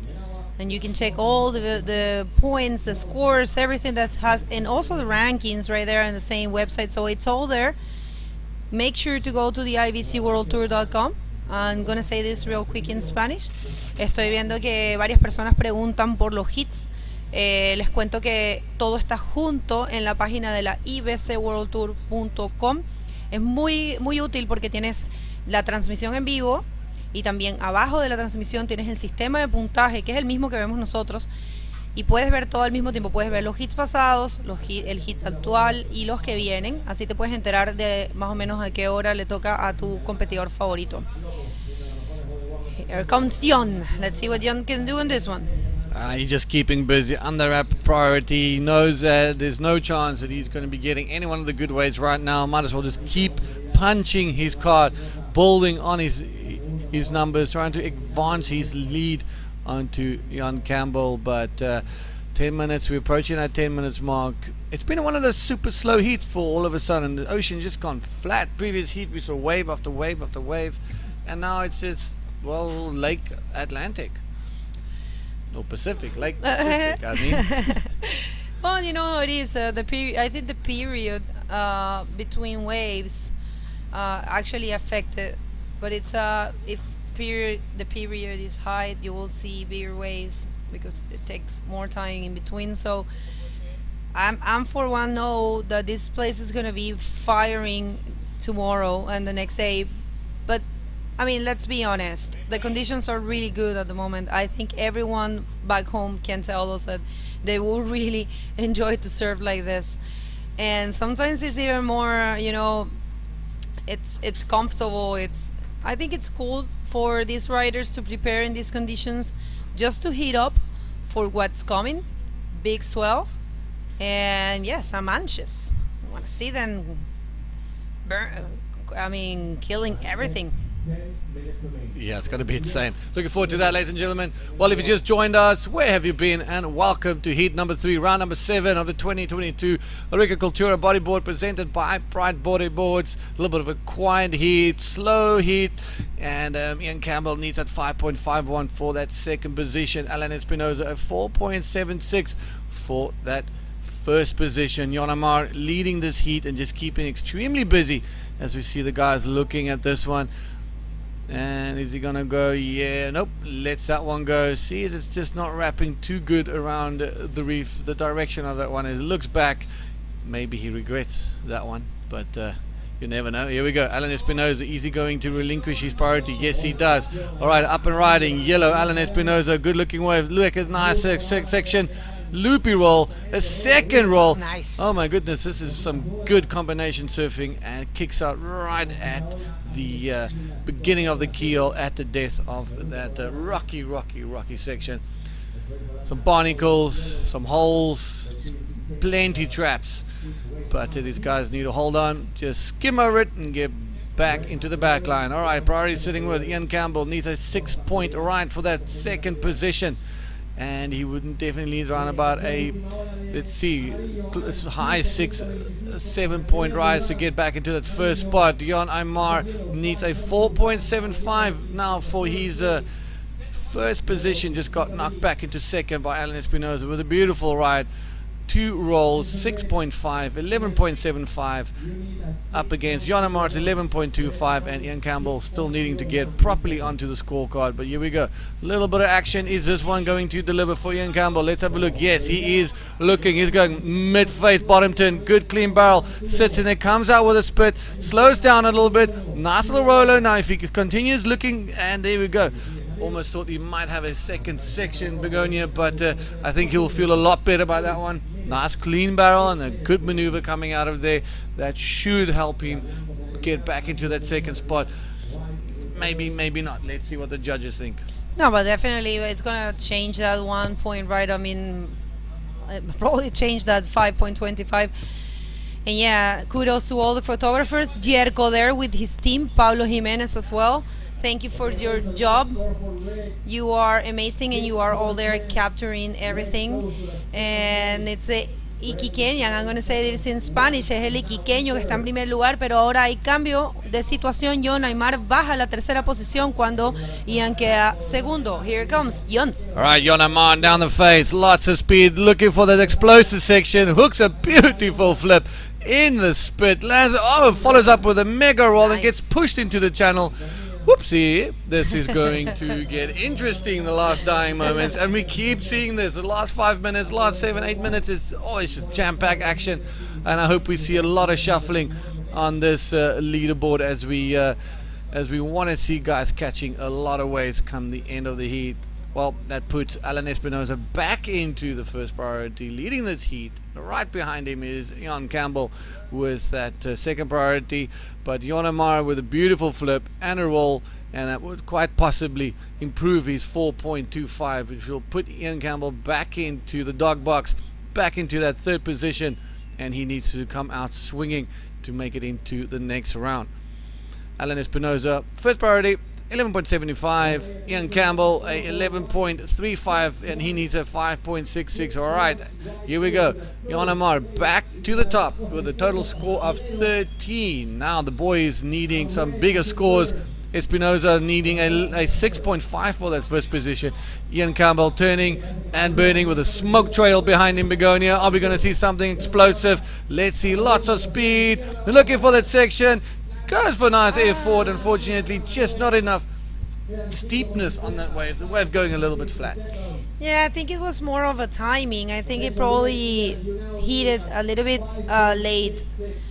But yeah, you can tell now he's starting to feel a little nervous, and it's been very rare to see him so calm. I mean, it's like we always love to say, there's techniques of and strategies of competition. Some riders choose to remain calm and just surf a couple waves, try to seize those waves and mark the most of it. But some of the riders remain really active, as is the case of Jon Aymar. I think Jon Aymar, in all the heats that I've been seeing him surfing, he's always catching waves. If he doesn't have the priority, he goes to the inside and try to mark the points. And step by step, he has been building his score, and right now he's in the first position. So kudos there for Jon. Good strategy. I'm sorry. But the Iquiqueñan, it's also been doing great. I'm just going to throw some Spanish for everyone that is tuning in from Iquique and from Chile, cheering up for Alan Espinosa. El Iquiqueño Alan Espinosa está en la segunda posición, estuvo bastante tiempo en la primera posición, un buen performance para Alan, realmente se le nota bien compenetrado, bien concentrado en este campeonato. Tenemos varios chilenos todavía en campeonato, el único que se acaba de despedir fue Nachito, pero todavía estamos con varios chilenos. Y atención que se viene Ian Campbell.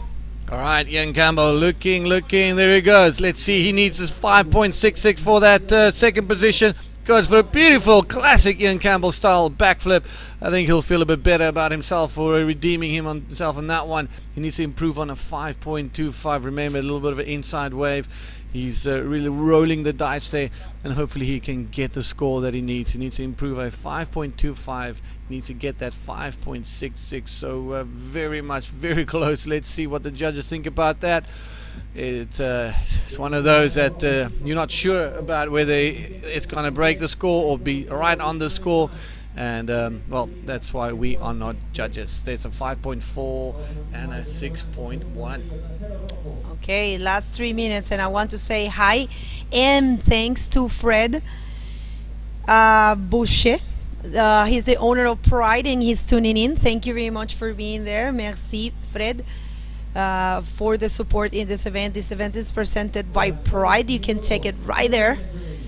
And it's very cool to have you in this side of the world supporting the bodyboarding. And I know Pride, it's been developing sustainable products, and I think that's one of the things that I like the most about the brand. And of course the riders and the good marketing they have and the good products they have. Their fins are 40% recycled material, and also they use Ulex for their wetsuits. So kudos to the Pride team. I know also there's some of their PE boards that are also under the sustainability concept. So thank you very much for that and for supporting bodyboarding and your great work. Beautiful shop that they have right there in Osegor. Thanks, guys. Right, touching 2 minutes, ladies and gentlemen. Round number 7, heat number 3. Are we going to see another upset? We've seen Uri Valadao leaving the stage yesterday. We've seen Eda Luciano bowing out yesterday. Are we going to see Ian Campbell also bowing out here at the dying minutes of round number 3? Round number 7, heat number 3. Just not enough waves during this heat. This heat's just gone pretty flat, to say the least. And you know, Jan Omar using the better and the tactics of just keeping busy and getting some good waves. Here we go. We've got guys looking and leaving. 1 minute 20 seconds to go. Jan Omar choosing to keep busy. Alan Espinosa capitalizing on the times he's had the priority, and he's enjoyed the bulk share of the priority during this entire heat. And Ian Campbell 6.1, 5.4. He only needs a 5.66 for that elusive second position right now. But you need, in order to put up scores, you're definitely going to need to get some waves. Yeah, definitely. But yeah, I mean, last minute, Dion. It's not looking too bright for Ian Campbell. This is going to be one of the upsets of the event. I definitely think Ian would have. I mean, he would do amazing when the waves are bigger. I mean, it's not over yet. He could find. You can see he's running away from the rest because he's holding the third priority. Oh man. Well, I mean, it's just everything. Everything is good. Everything is it's good to learn. You know, it's good to for just to get better, I guess. But Ian is a very good rider. It's last 10 seconds. Last 10 seconds. Unfortunately, there ain't no ways. You know, you can't put a score, but this man can really pull it out the hat last couple of seconds. All right, he needs a 5.66. Can he get that score? Is there a section? Oh, loopy barrel roll right at the end. Now he's looking for that. Just unfortunately, this wave going flat. But that was a beautiful roll. Well projected. Boosted him straight into the flats. Now we need to see whether that was enough. Was that a 5.66? Was that enough to knock Alan Espinosa out of that second position? We're waiting for the scores, ladies and gentlemen. Don't go anywhere. On the edge of our seats, seeing what is going to happen. Did that roll with the last 5 seconds take off? Is that going to give him that opportunity? He's currently got a 6.1 and a 5.4. Needs a 5.66. What's going to happen? Head over to ibcworldtour.com. See how the score's dropping real time, ladies and gentlemen. Here we go. What's going to happen? Can we see anything happening on the screen? What does he need? Begonia, what is going on? The score, it's dropping. The score is getting there. Yeah, definitely. It wasn't enough, Dion. Unfortunately, one of the surprises, Ian Campbell says goodbye to the competition. We're going to hit a quick commercial break and we're going to be back in no time. Please don't go anywhere. Can you hear the guy through this? He hasn't been speaking. He hasn't been.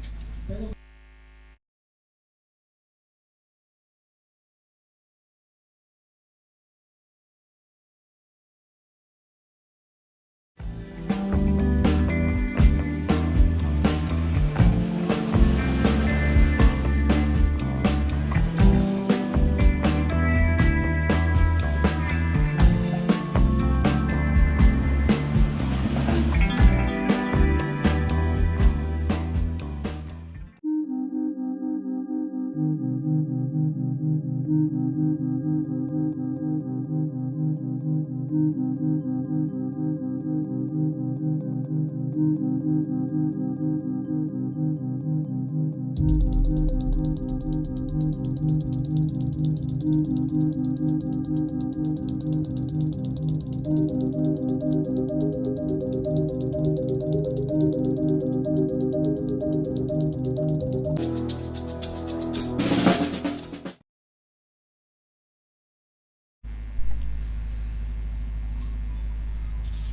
right, Fabio, welcome back. Unfortunately, Ian Campbell not making it and ending his campaign here in Arica. He'll be heading down full steam to Iquique, but that is surfing, and that's the nature of our game. Well, let's head back into the water. What a beautiful day it's been. What's your take on today so far? Man, outside is beautiful, sunny skies. It's upset for Ian, but also it's good time for the other two boys, man. So this is bodyboard. This is the competition. You know, you never know what's gonna happen, especially in Arica. Arica has like a potential to you to do the best bodyboard you can show to the judge, and unfortunately I think Ian is not so happy right now. But man, he has two more opportunities here in Chile. Iquique is coming, Antofagasta is coming, and after that we have Brazil. He loves Itacoatiara. He won Itacoatiara already, so it's just the start of the year. It's so good to have a world tour again back on track, and there's with you, Bergo, all those boys from IBC, man. I'm really enjoying what I'm seeing today. All right, thank you, Fabio. Lots of energy, and I really love the fact that you are so energized and so welcome here, and you fit in so well. It's super cool to have you and your knowledge here. All right, we have another heat number 4. Another South African, Tristan Roberts, 2019 world champ, up against Kevin Torres, the local man, and a very fearsome Gabriel Braga. South Africa, Chile, Brazil, the southern hemisphere going toe to toe. Yeah, it's so good to see the bodyboard goes around all the world, man. It's very nice. Tristan, it's been fantastic. And Gabriel Braga, man, he's a very nice guy too. He comes from Bahia. It's North Brazil, like, and he used to surf with the Brazilian world champion Uri Valadão. It's very nice, man. This people like Uri, like Mike, like Guilherme bring some new names to the history of bodyboard. And Gabriel Braga, I saw him charging some good rides. He made a very nice bear on the last round, and we can see anything from this guy. And how's Gabriel Kevin Torres from Chile, man? He's a nice guy too. He's doing good. He knows how to surf here in Arica, and this will be insane. We just need to wait for the waves. Swell is coming. Swell is already here. Outside we have very sunny day. I think God deliver us some really nice days in Arica. Yeah, very good, beautiful days. We've got a couple of replays waiting for you guys during the commercial breaks. Here we go. This is Kevin Torres. Yeah, bro, this is Kevin Torres, a local man. Let's see what he did on this one with a 2-point ride. Cruising down the line. There's a beautiful backflip. You're massive backflip. In fact, turns around, and unfortunately Fabio just losing his board right there. As we back to live action, that was one heck of a good backflip attempt. Unfortunately, that landing was so hard, and Kevin Torres just couldn't stick it. I can tell you guys, if he complete that maneuver that Kevin did, the judge will go like for maybe a high score over there. Like, it was insane wave for Kevin, and now we have a replay for Tristan Robert. Let's see what he did in this very nice look left. Man, how was that drop in the barrel? Mid-face takeoff. It comes out of that. Incredible surfing. It's showing again why he's a world champ. But he read it so well. He read it. He took off mid-face, bottom turn, like a very quick, very short bottom turn, and he managed to get a nice little barrel, 5.75. And here he is again, Tristan Roberts from Onrit, South Africa, cruising down the line. He loves his rights as much as he loves his lefts. Here we go. What are we going to see? Can we get a section? Come on, Mr. Wave. And you just see a little smoke trail as he kicks out the back. And all that effort for nothing. He's got a long paddle ahead of him. I like what Tristan did now. He's under priorities against Kevin Torres and Gabriel Braga. Gabriel has the first and Kevin second priorities. Man, just like go, you know, guy. moving your body, like feel the ocean, feel the waves, feel where is the waves. I've been seeing and checking. I think today we're gonna see more lefts, but Nice. don't give away the rights. Exactly. Don't give away the rights because they are high scoring potential. Well, guys, we do have an interview ready with Begonia, with our previous heat winner. Begonia, it's all yours. Thanks a lot, guy. We're here with Jan. Jan, you remain very active during the whole heat. You were third, you were second, you were building step by step your campaign out there. Tell us a little bit about your thoughts and how it's your strategy out there. Bah déjà, je voulais garder la priorité assez longtemps, ce que j'ai réussi à faire, mais j'ai pas pris une assez bonne vague. Du coup, bah, dès que j'avais la troisième priorité, j'essayais d'améliorer mes scores. C'est une autre manière, mais dès qu'il y avait une petite bombe qui passait en bas, j'essayais de la prendre. Et au final, ça a payé. J'ai eu un petit bac avec un petit rollo et je suis content. J'ai eu un bon barrel à 7. Et voilà, bah, cool, hein, mais c'était un peu compliqué à l'eau. Vraiment une grosse série avec des gars qui déchirent tout. Du coup, c'est cool. Well, I think I can translate part of it. I mean, he remembered the third priority and he was trying to find he would just remain active all the time, and definitely I think it's a very good strategy. It all depends, of course, on the rider. Jan, there's a big difference, young and young. Anyways, you want to say thanks or hi to someone back home?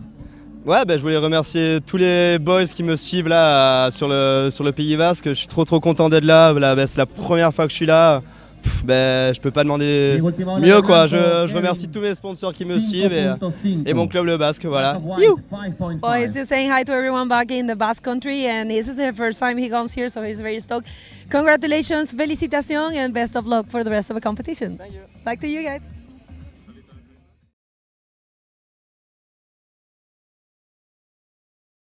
2 minutes to go. Kevin Torres jumping back into that first position with a 5.5 with a total weight score of 7.5.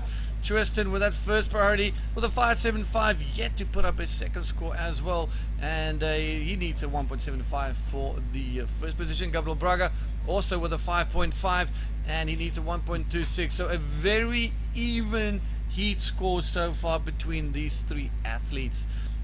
And it's probably going to end up being an absolute scrambled egg session right at the end, where guys are going to be hustling, catching so many waves. The previous heat just gone so flat, not enough waves for everybody, super slow. And the heat before that was just getting bombarded by sets.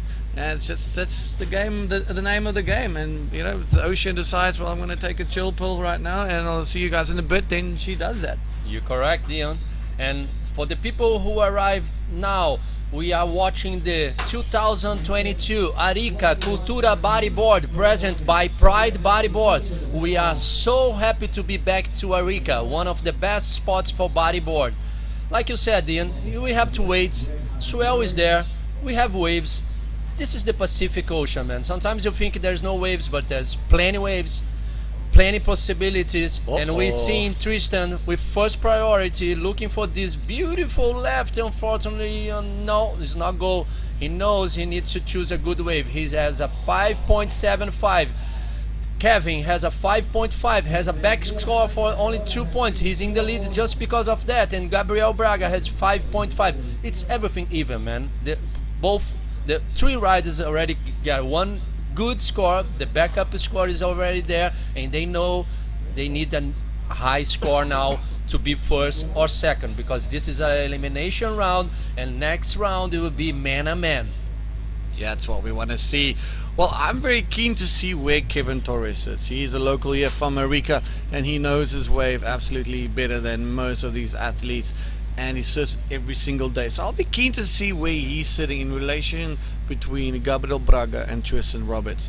Maybe we can get eyes on Blanco. It's white, so we can see where he's sitting. He might have a different game plan.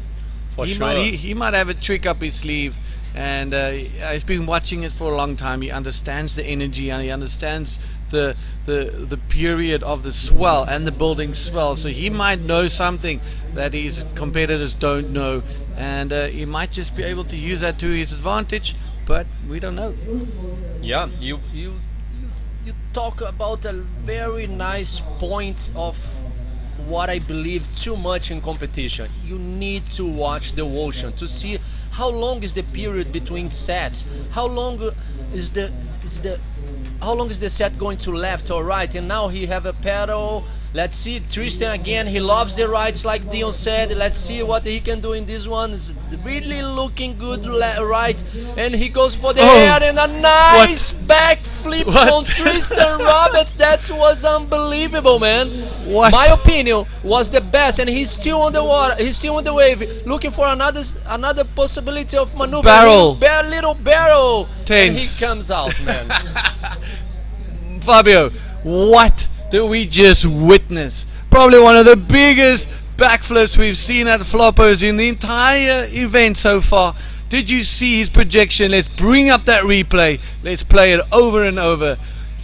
Replay for red. Rojo replay. Let's look at this. Okay, Amarinho first. Oh, we have the replay for Gabriel Braga. I go in português. Gabriel é ótimo competidor. Ele tentando aí imprimir bastante velocidade. O Gabriel nos treinos, ele sabia que essa direita podia render algum fruto para ele, né? Alguma manobra aérea, mas infelizmente a onda não fez aquele leap para ele voar. E o Tristan Roberts realmente fez backflip animal. Incredible. Okay, replay for red. Replay rojo. Dion, I love that like slow motion. Beautiful. Beautiful. In the air, backing flip, man. It's like he was just floating in time, and then he managed to get a barrel. 9.75, ladies and gentlemen. Let me show you what a 9.75 looks like. If you've just joined us, we're just waiting for this feed to get back to itself and catching up. But Tristan Roberts with one massive combination ride with a beautiful backflip. Quite possibly one of the most beautiful backflips we've seen recently. Alright, as we're ready for the replay for Rojo, por favor. And for sure it was the best wave so far of the contest, I think. I think so too. I'm gonna double check this, but I'm pretty sure. Man, you know guys, that's why judges, they want to see clean maneuvers, clean bottom turn, no water on the side of the rails. Was totally perfect, Dion. Totally perfect. I love that maneuver from Tristan Roberts. All right, well, we'll bring you the replay when it is ready. But crazy good times. Crazy surfing. And here we go. Let's take you guys through this one. Lots of speed. He saw this right-hander down the point. He knew he's in the money here. Look at that. Now he just foot in the gas. Yanni gooi alles. Look at that. Look at this projection. Look at the loopiness. Look at how far he goes. I think it was like I don't know, NASA would be stoked on that. Look how far he went. Now he's turning around, getting pushed by the side wash, back into the face of the wave. There he goes, continues, a little bit off screen, and he manages to get another barrel, a cover up there all the way to the end. That is a 9.75, 15.5 total score with a 9.75 and a 5.65. Yo, Yanni wys hulle baie mooi hoe om dit te doen. Kevin Torres in second position with a 7.5. Gabriel Braga just as potent on the right-handers. And I believe if there's one man that can stick it back to Tristan Roberts today, it could be Gabriel Braga. Man, and I'm happy now because I just told you, don't forget the rights. And yeah, was in the right. Yeah. The highest score of the day was on the right, and everybody was going left. It's beautiful, man. This is like another level of bodyboard competition.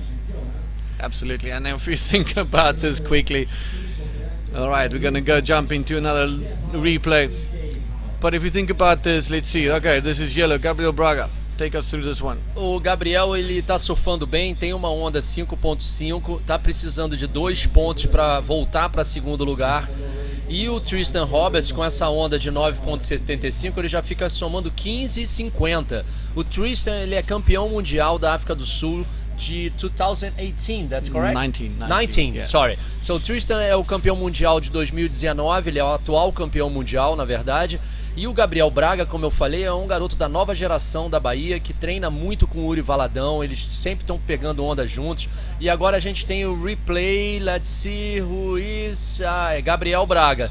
Você vê que ele consegue pegar uma onda muito bonita. A onda parece que vai dar uma possibilidade de alguma manobra boa para ele. Vamos ver o que ele consegue fazer. Ele fica esperando a onda, como o Tristan fez também, esperando aquele momento da onda, mas infelizmente a onda não proporcionou aquele bowl, aquele momento que o bodyboard consegue fazer essas manobras aéreas.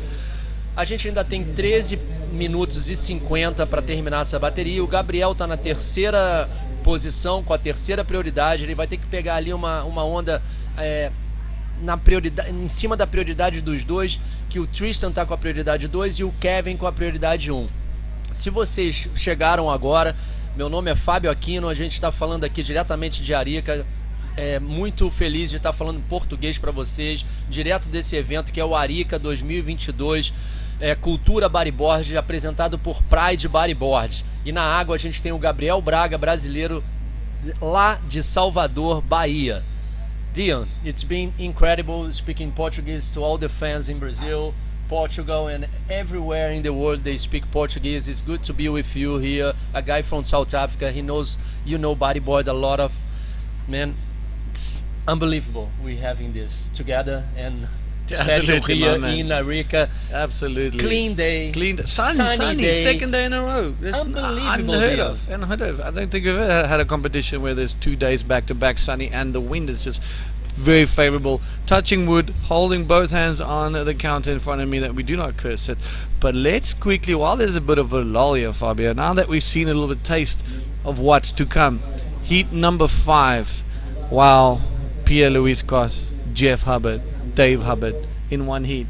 If that heat produces waves, it's going to be some of the most insane action that we've seen in a long time.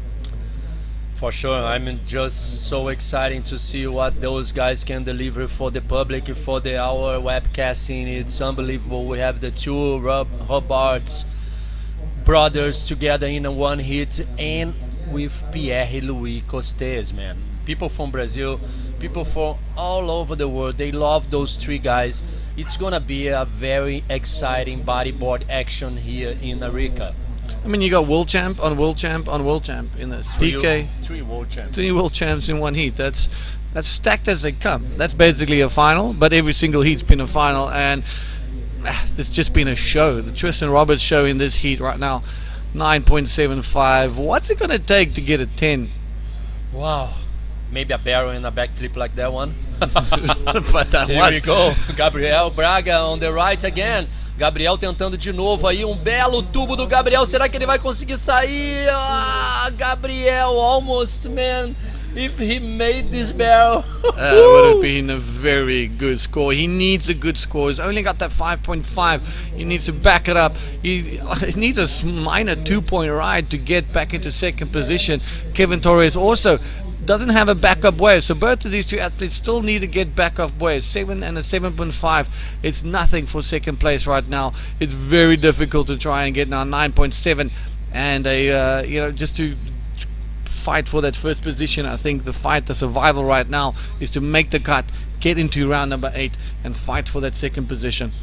Yeah, Tristan is in a very good position now, because if you guys check, Kevin and Gabriel, they both need 10 points to get first position out of Tristan, because if they got 10 points, they're gonna equal the 1550, but they're gonna have a 10 point, and Tristan has a 9.7, so that's why they're gonna get first. And then he goes Tristan again, Dion. All right, let's see what he can do. Can he improve on the 5.75? The wave just heaving up on top of him, just pulled into the closeout, and just having a lot of fun right now. You can see he's surfing very relaxed. He's getting absolutely pounded down at the bottom there. I think he just had to shake some hands with good old SpongeBob down on the reef. And Tristan Roberts having all the fun in the world. But let's just point out, it seems that both athletes, Kevin Torres and Gabriel Braga, has moved significantly to the left, towards the right-handers. I think they saw a 9.75 is like, oh my goodness, this is where my scores are going to be at. Kevin Torres, I think he will be a bit more hesitant than to just reluctantly give up the position on the left-handers. There's still some cranking waves, but it seems that the rights have suddenly woken up. And if you look at this one again, yes, they let that one go, but look at that right just all floating on the reef, and that's an indication of the swell arriving and the building swell, and the tide also playing its part in pushing the new swell onto the reefs. For sure, you're right. Swell is here, it's getting bigger, and the tide is going to be full on 12 midday, 12:30. I think that's the highest tide, and for sure we will see some more rights, but I'm pretty sure the left is still there, and the judges know that the lefts can be good too for the riders, because if you do like a maneuver on the left on the rocks, you're gonna receive the good score from the judge. And Kevin, it's waiting for his wave. He has first priority. Gabriel needs only 2. He know that Gabriel has second priority, and I really like that last wave of Tristan. He saw the potential of the barrel. Man, he was like maybe 40 kilometers an hour or 30 kilometers, and he was flying down the line. Like Mach 7. But just the distance traveled while he was in the air looping, it's incredible. That just is testament to his athleticism and how much time he put in. But the timing, just take away all of those things. Just look about the timing, when he hit that section with the most speed, the most critical section, that managed to give him all the projection, punched him way into the flats, turned around, got pushed by the white water, and it's like, oh wow, I think I just won the wave lottery. I've still got another barrel in the section coming down the line. And we haven't seen many waves just running all the way down the right hand side of the reef, and I think that's one of the first one. I reckon that wave got the attention of PLC, Jeff and Dave Hubbard. All 3 of them can do that just as easily. For sure. And that's why, that's the whole thing you talk about Tristan waves. That's why he received 9.75 just for one maneuver. Actually, he did a little barrel over there at the end, but yeah, I'm pretty sure the was maneuver because of the backflip, and really nice clean backflip.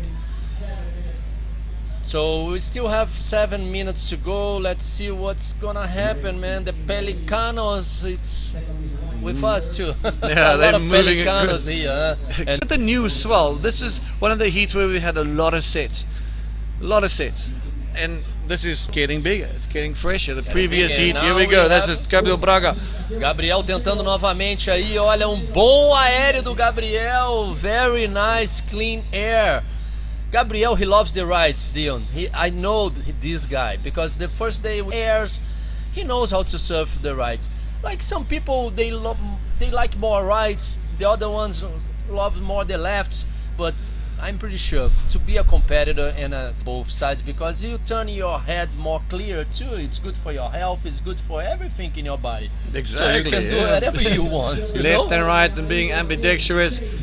5 minutes, 38 seconds to go. It's been a quiet heat as well. I think the other guy's getting over the shock of a 9.75. Beautiful textbook surfing from Tristan Roberts.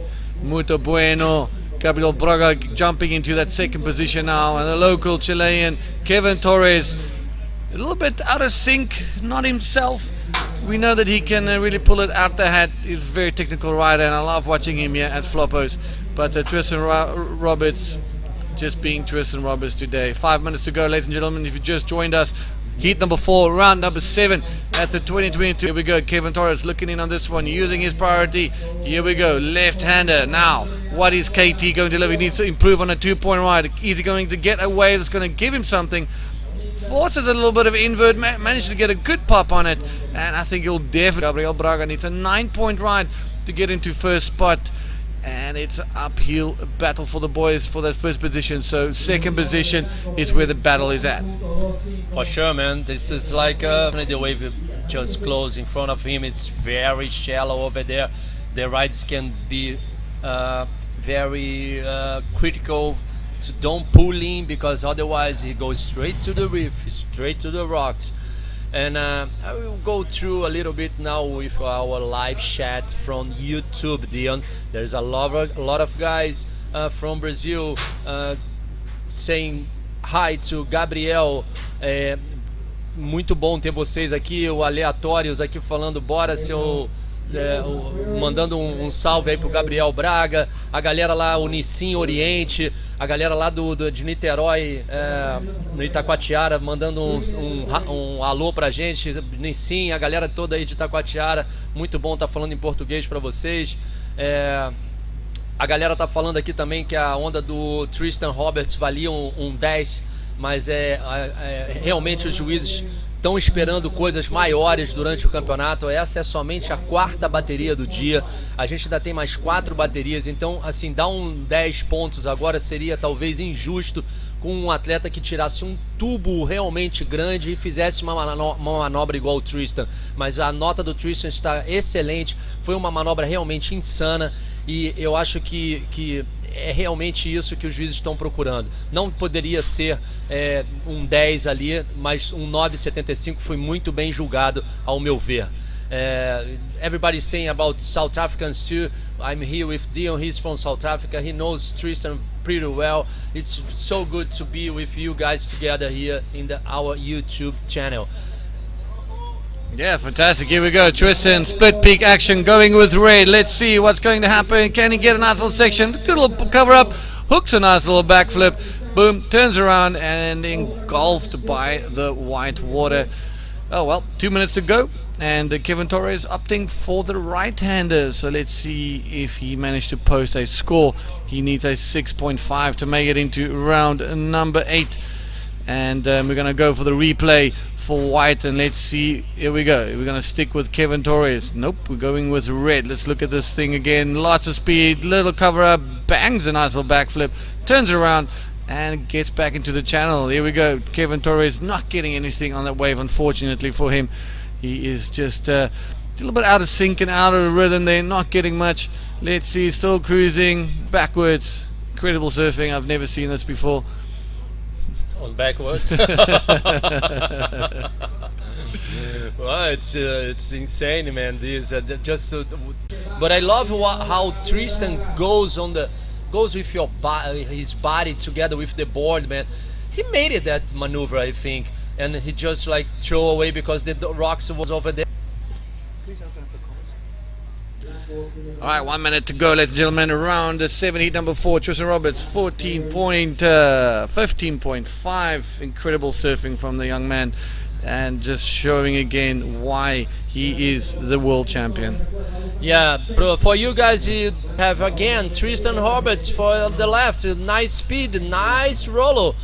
Tristan, no stop catching waves, man. I mean, Tristan has been like on fire. He wants to improve his 6 point. He's already have 15.75, and we only have 10 seconds to go.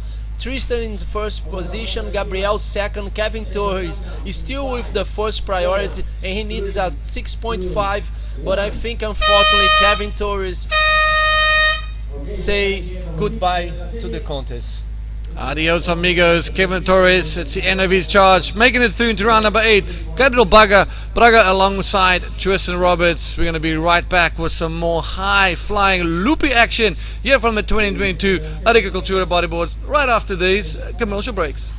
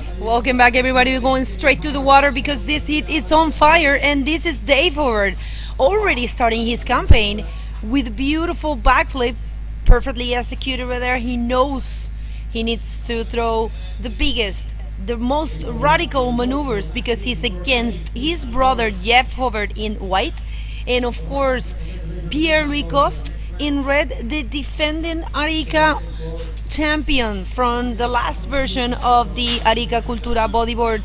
So in the water we have Dave Howard already boosting a 6 in the very first minute of the heat. He is already sporting a 6 right there for you. So we're gonna be doing this heat full English for everyone that is tuning in, just throwing some in Spanish and Portuguese, but this is gonna be a crazy heat. Wow. This is the final for you guys. Just arrived now. We are on the 2022 Arica Cultura Bodyboard present by Pride Bodyboards, and in the water we have 3 world champions. We have 2 brothers, Dave Herbert, Jeff Herbert, and Pierre-Louis Coste. It's like a final, Bergo. It's one of the finals we've been having on this round 7. We have 3 main hits, and every hit looks like we are watching a final. It's Riders come back to not much there, but it's Jeff who's almost there. I don't know, man. I'm trying to remain calm because this is going to be very exciting. And furthermore, as I was saying, how exciting is to have these names here. What a highlight for this event to get to see 8 times Drobny world champion Dave Howard against, here he comes, Pierre-Louis Coste. Let's see what he can do. Pierre is looking for this beautiful ride already. We start with a nice clean barrel and looks for a maneuver as well and do a rollo. Like I've been saying all the days, the guys doing rollos after rollos. They know rollos good. They know it's a functional maneuver. He did a very good on the speed for the barrel, and after the barrel a roll. Nice start for Pierre. Dave has already a 6 points, so we still have 25. No, this is going to be. I know for a fact I'm trying to remain calm because, as I said, look at that. Pierre, it's getting a 5.25, which means the judges know perfectly what these guys are capable of. The big name, but I think we all are of the big name. But I think we all are. Tour website, you can find all the updates in there. You can find this live stream coming out and finding the ramp for sure. Oh, whoa. Unfortunately, he was going for a roll, and then he thinks he can do a backflip or ARS, but I think Bergo, he saw the rocks and then he bailed the board. It's very dangerous place. You can see there, like the ocean goes back, like the water goes back to the ocean, and there's all rocks. The tide is going up, the swell is delivering more power for the riders in the water. It's very dangerous over there, very dangerous. I really like that barrel from Dave. If he did a roll over there, for sure he's gonna get a very high score on his second wave. Let's see the replay. For the right we have Jeff trying to stall his board, stalling the speed. Let's see what he can get. Maybe a maneuver, but no. Unfortunately, sometimes the right is pretty messy.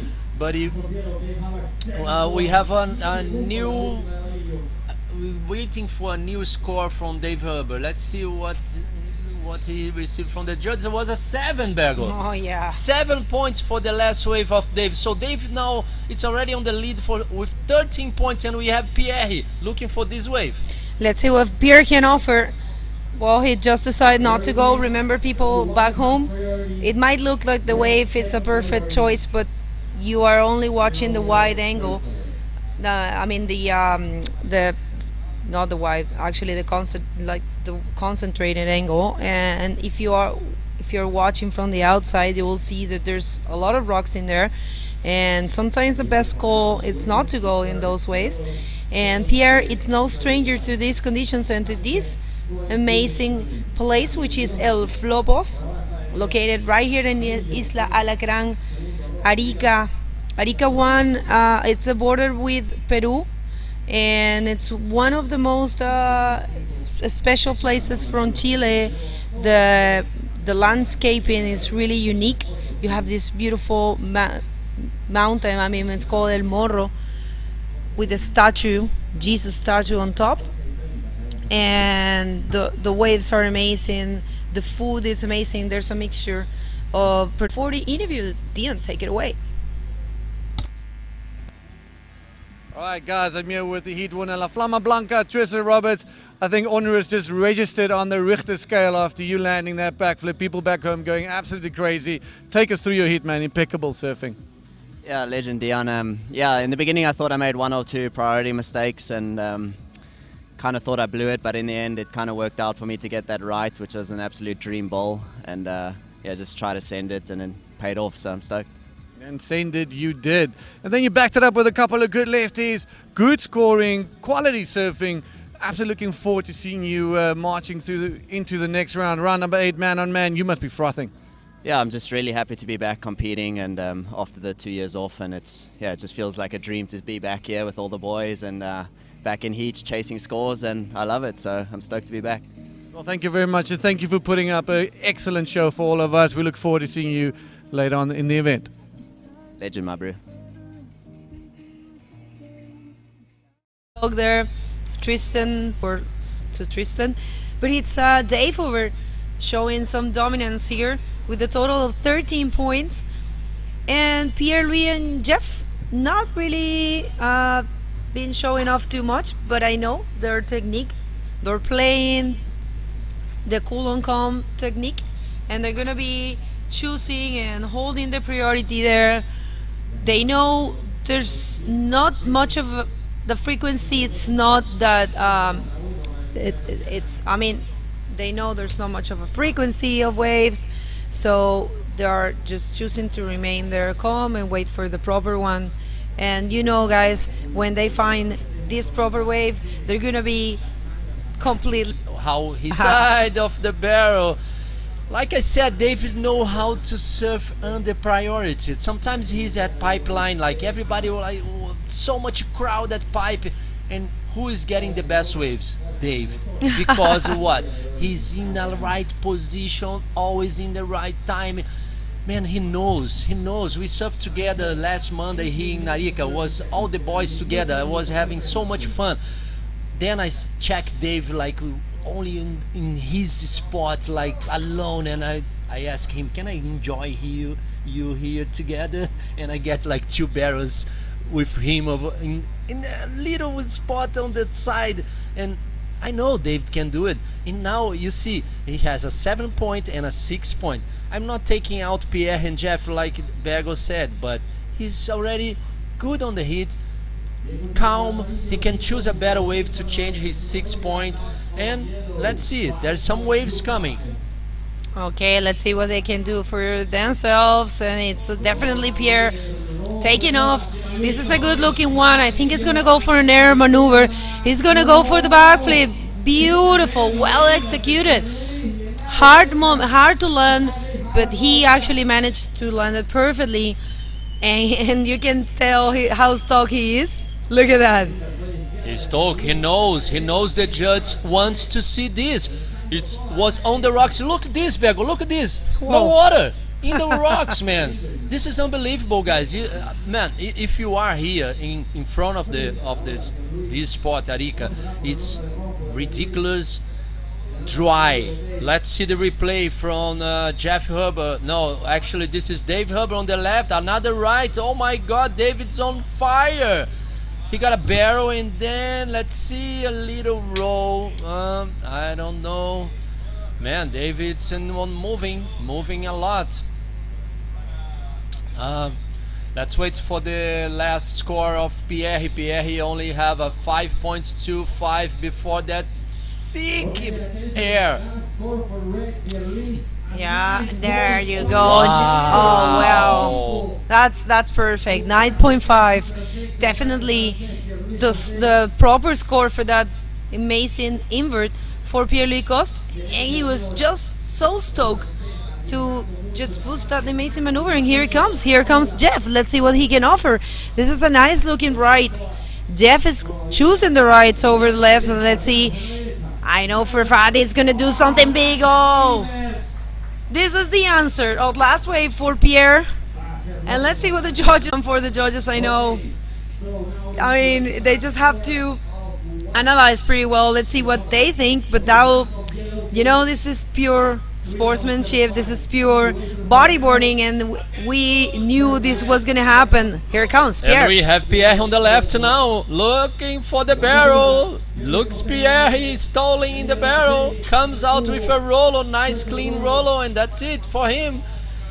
Bergo, that's what we expecting from yesterday already. En este momento está en la primera posición con un 9 y un 5.85. Dave Hoover en la segunda posición. Estuvo mucho tiempo de primero, hizo muy buen trabajo al comienzo, pero ahora está necesitando un 8.36. Y está Jeff Hoover, que se acaba de poner un invert para la derecha gigante y obtuvo un 8.50. Le falta lo que llamamos el backup score o el score de respaldo. Solo necesita un 4.50 para la segunda posición. Y ahora se viene Dave Hoover. Oh, David is looking for this left. He knows can deliver a good score. Let's see, pulling the barrel. Barrel is still in the barrel. He looks for a maneuver as well. Let's see. Oh no, was too much on the rock. Let's see. We'll speak a little bit of Portuguese for you guys to see what's going on in this heat. Ok, pessoal, para quem chegou agora, vocês estão assistindo o Arica 2022 Cultura Bodyboard, apresentado por Pride Bodyboards. Na água a gente está tendo 3 campeões mundiais. And let's see, we have Jeff Bergo to the left again. Oh wow, that's just perfect riding. Oh wow, I don't even know how to explain this. I mean, and he is so stoked. This is the backup score that Jeff was looking for. Perfect barrel riding, completed with a huge backflip. I have to say, I mean, I wasn't expecting less, and I'm sure you at your house, you weren't expecting less neither. So, well, thank you very much, everyone, for tuning in. We know we have been facing some difficulties with the internet. Like I've been saying throughout the event, this is an island and it's hard to get the service as well, but there it comes, a 7.75 for Jeff Hoover. Of course, now he is in the first position, leaving Pierre-Louis needing a 6.75, but the things are getting a little bit complicated for his brother, Dave Hoover. The IBC wildcard for the 2022 tour. Now he's needing an 8.36. Let's see if it's possible. For sure it's possible. For sure it's possible. And how is this? 5 minutes ago, Jeff was in 3rd position with 1 point, just 1 wave. And now he's in 1st with 8.5 and 7.75 with a total of 16.25. This is the highest score of the contest, not for the day. I'm sure about that, because yesterday we have Matias Diaz with the high score of the contest, and now we have Jeff Hoover with 2 high scores. This is unbelievable what we seeing. This, I'm just so proud to be watching this in the webcast and delivering to you guys all the energy that we feeling here. Bergo is on my side like in shock. I'm telling you, I'm trying to remain calm because otherwise I'll be screaming here of joy and excitement. It's first of all, we are bodyboarders. Second of all, we are bodyboarding fans. So I'm speaking I'm speaking for you, but I know you feel the same way. We love bodyboarding, so for us to see this kind of shows, guys, just channel, chat with us, share our website to your friends, with your family. This is a really good sport to everyone, to every child, for every adult, for every human in Earth. Oh, wow, it's been fantastic to watch those 3 guys. I'm just amazing to be here watching Pierre, Jeff, and Dave doing a lot of good maneuvers and barrels, because I love the barrels. I love Arica. Thanks, guys, for having us again. Yeah, no, definitely. Thank you very much, everyone, for making this possible. And I'd like to take this opportunity to thank all the sponsors and cooperators for this event.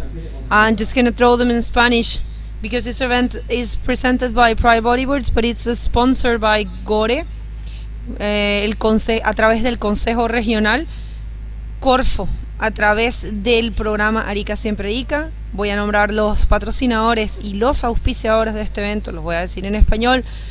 La Municipalidad de Arica y Parinacota, la Armada de Chile, la Corporación Municipal Costa Chinchorro, la Municipalidad de Camarones, Cernatur. Y esto está también auspiciado por el Hotel Antay, por Red Bull, por Industria San Miguel. Atención, se viene Jeff. Oh, Jeff, he knows he can fly again. He has so much speed. Let's see what he can do it. Unfortunately, the wave is not delivered. Nice looking backdooring wave. Here, Pierre's gonna go for the flip, I think. But that's my call. I think he's gonna go for the flip. Kinda know this guy already. Oh, kind of dangerous over there, huh? Like very white water, white wave. Wow. Man, Pierre, it's just wants to be back on foot. He knows he needs to do a good maneuver, a good barrel. He looks for this left. Let's see Bergo with him. Go, Bergo, go. Look. Oh. Wow. I think it's going to come out. Oh, no. Well, yeah, no, he just got stuck in there. That was a very good attempt for Dave. He knows he has to... I mean, he just has to throw everything he has got in order to advance in this comfortable. It's got the rankings and all the information for the tour, the 2022 IBC World Tour. Thank you very much for tuning in, for understanding, for coping with the left. Let's see Jeff in a very nice looking wave in bang! Bang! Oh my God!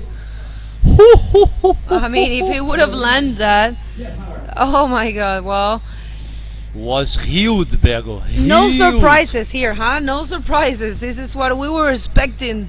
Pure bodyboarding here, pure radicality. Jeff Hobart, Dave Hobart, and Pierre. This is the answer of Dave. Dave knows he has to go with all he's got in this one. That's a very well. He's gonna spin. Let's see if he can find the leap, of course.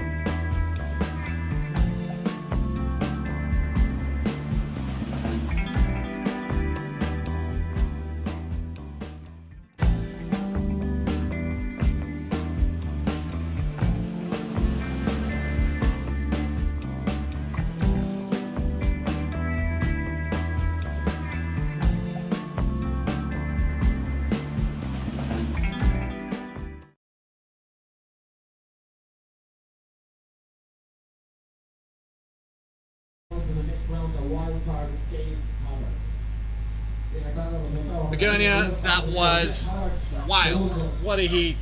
What a heat. What a heat. Some impeccable surfing. We called it. We knew that these guys are going to be producing high quality riding, and my goodness, they did. Yeah, it was no surprise, I guess, for everyone, but it's always good to watch them surf. And let's go straight to the water because we have the next heat, which is the heat number 7, and there's the Frenchman, Maxime Castillo. Arica, and we saw in the previous heat absolute mental action, some of the biggest waves ridden throughout the event so far. 28 minutes down, well, 28 minutes to go. Heat number 6, round number 2. 2 more heats after this one before we end the day's broadcast. Tomorrow we'll be seeing some man-to-man action, and Saturday the finals day, quarters, semis, and the final. Maxime Castillo, Never Remember, Lionel Medina, everybody yet to open their accounts as they wait patiently. In Spanish for everyone that it's tuning in for Never and Lionel. Bueno, gente, este hit increíble con Maxime Castillo, el francés, en rojo. Never Romero, el venezolano, la última carta venezolana. Ciante, le costó bastante venir y una excelente persona, muy buen rider, vive en Iquique. Con los hermanos jugar contra Pierre Louis, que wow, fue de locura. Realmente como yo digo, no fue una sorpresa, sabía que iba a ser así, pero siempre es gratificante verlo surfear de esa manera. Así que en el hit pasado clasificó, but there was some information that needed to be said. Good stuff. 25 minutes, 50 seconds. It's been a quiet heat. No waves written yet. Just be waiting patiently for those. Y tal vez el hit siguiente es un poco más suave. Rider, atención, se viene justamente Lionel, el Fronton King 2020. That's it. 2020 Fronton King Lionel Medina. Scratching, looking to be able to get a good score on there. Oh, well, ladies and gentlemen, round number 7, heat number 6. Maxime Castillo, Lionel Medina, and Neva Romero. That's right, and you know what, Dion? It looks like the interview's ready at the beach with Fabio. Fabio, take it away. Okay, guys, I'm here, guys, doing the best bodyboard ever. It was a pleasure to me to see you, Dave and Pierre, doing crazy. I don't know how to question you something, but I just want to tell you, I heard about your daughter. She loves you to fly. She's very happy now, Jeff. She's happy. Yeah, now she's happy when I get first place. She's like, yeah, you got first place. Good job, you're flying. She's all stoked. That was cool. How was that backflip you did, man? Like you fly so high. Oh man, like I wasn't gonna go really left in my heat. I was just gonna leave that to Dave and Pierre because they're so good at it. I was like, I'll just go right and try to get my scores in. But when you have priority and the left looks good, you're like, oh, I gotta go.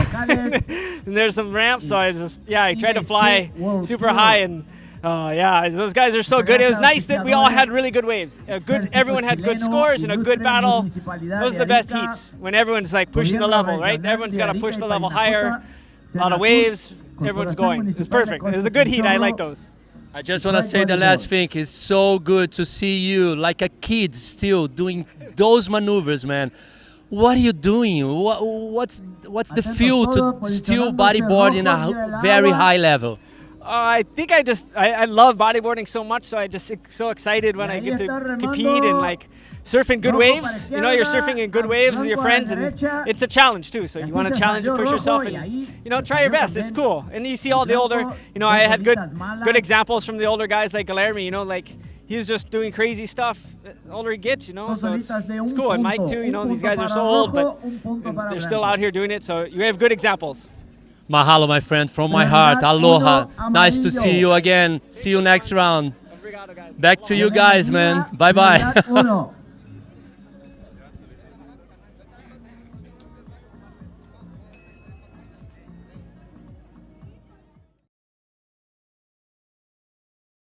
Them continuing his charge. Some massive quality riding from both him, Pierre-Louis, and his brother, Dave Hubbard. What incredible heat. And 21 minutes to go on this one, still very quiet, not a lot of action, no action in fact, just a bunch of incomplete rides. And priority with Lionel Medina, they are patiently waiting for the set waves to approach Maxime Castillo as well, along with Neva Romero. One of those heats where we're probably going to be seeing again all the waves coming in the last minute and just throwing it down to the guys. In the previous heat we have waves, the entire heat made it incredible. Yeah, it's just nuts to watch. And 20 minutes ago, heat number 6, round number 7. Let's give you guys an update in Spanish. Yeah. Bueno, una pequeña actualización en español. No ha pasado mucho en este hit, la verdad. Como siempre decimos, hay una pequeña pausa ahí dentro de las decisiones de la madre naturaleza, pero en cualquier momento empiezan a bombear las olas y por supuesto estos riders que son súper capaces de dar un show como acabamos de ver. Esto es un poco la nueva escuela del bodyboard, ¿no? Lionel Medina, Maxime Castillo, Neiber Romero. Atención, ahora justamente viene una ola. Es para el venezolano Neiber Romero. Vamos a ver qué logra hacer en esta derecha. Ayer conectadísimo. Miren qué bonito Inver, mostrándole la tabla al público y a los jueces. Esta va a ser una ola importante para el venezolano. All right, finally getting on the scorecard, the Venezuelan Neva Romero with a nice little punchy invert through the lip and getting a good score. We'll see what the judges think about that. And a little bit of a replay here. Not yet, but we'll get to that. And here we go. Neighbor Romero, a 5.5, getting on top of things here and sitting now in the first position. Maxime and Lionel still needing to get any form of scores, but they are waiting for those bombs to come through. The waves definitely picking up 6 foot plus right now, and quite possibly some of the cleanest conditions we've seen with the sun out. You can see all the foam just sitting there, not moving, not going anywhere, not a breath of wind outside. Super cool, super nice day here at Arica, here at Floppos for the 2022 Arica Cultura Bodyboard Pro, presented by Pride Bodyboards. Here we go, a little bit of a replay, Begonia, as we see the Venezuelan splits his legs, finally lifts it up, lots of speed. There's the section, goes for the invert through the lip, and you know what, it's got nothing to lose, might as well go all out. Aquí viene la respuesta de Lionel Medina, pero también venía Maxime Castillo.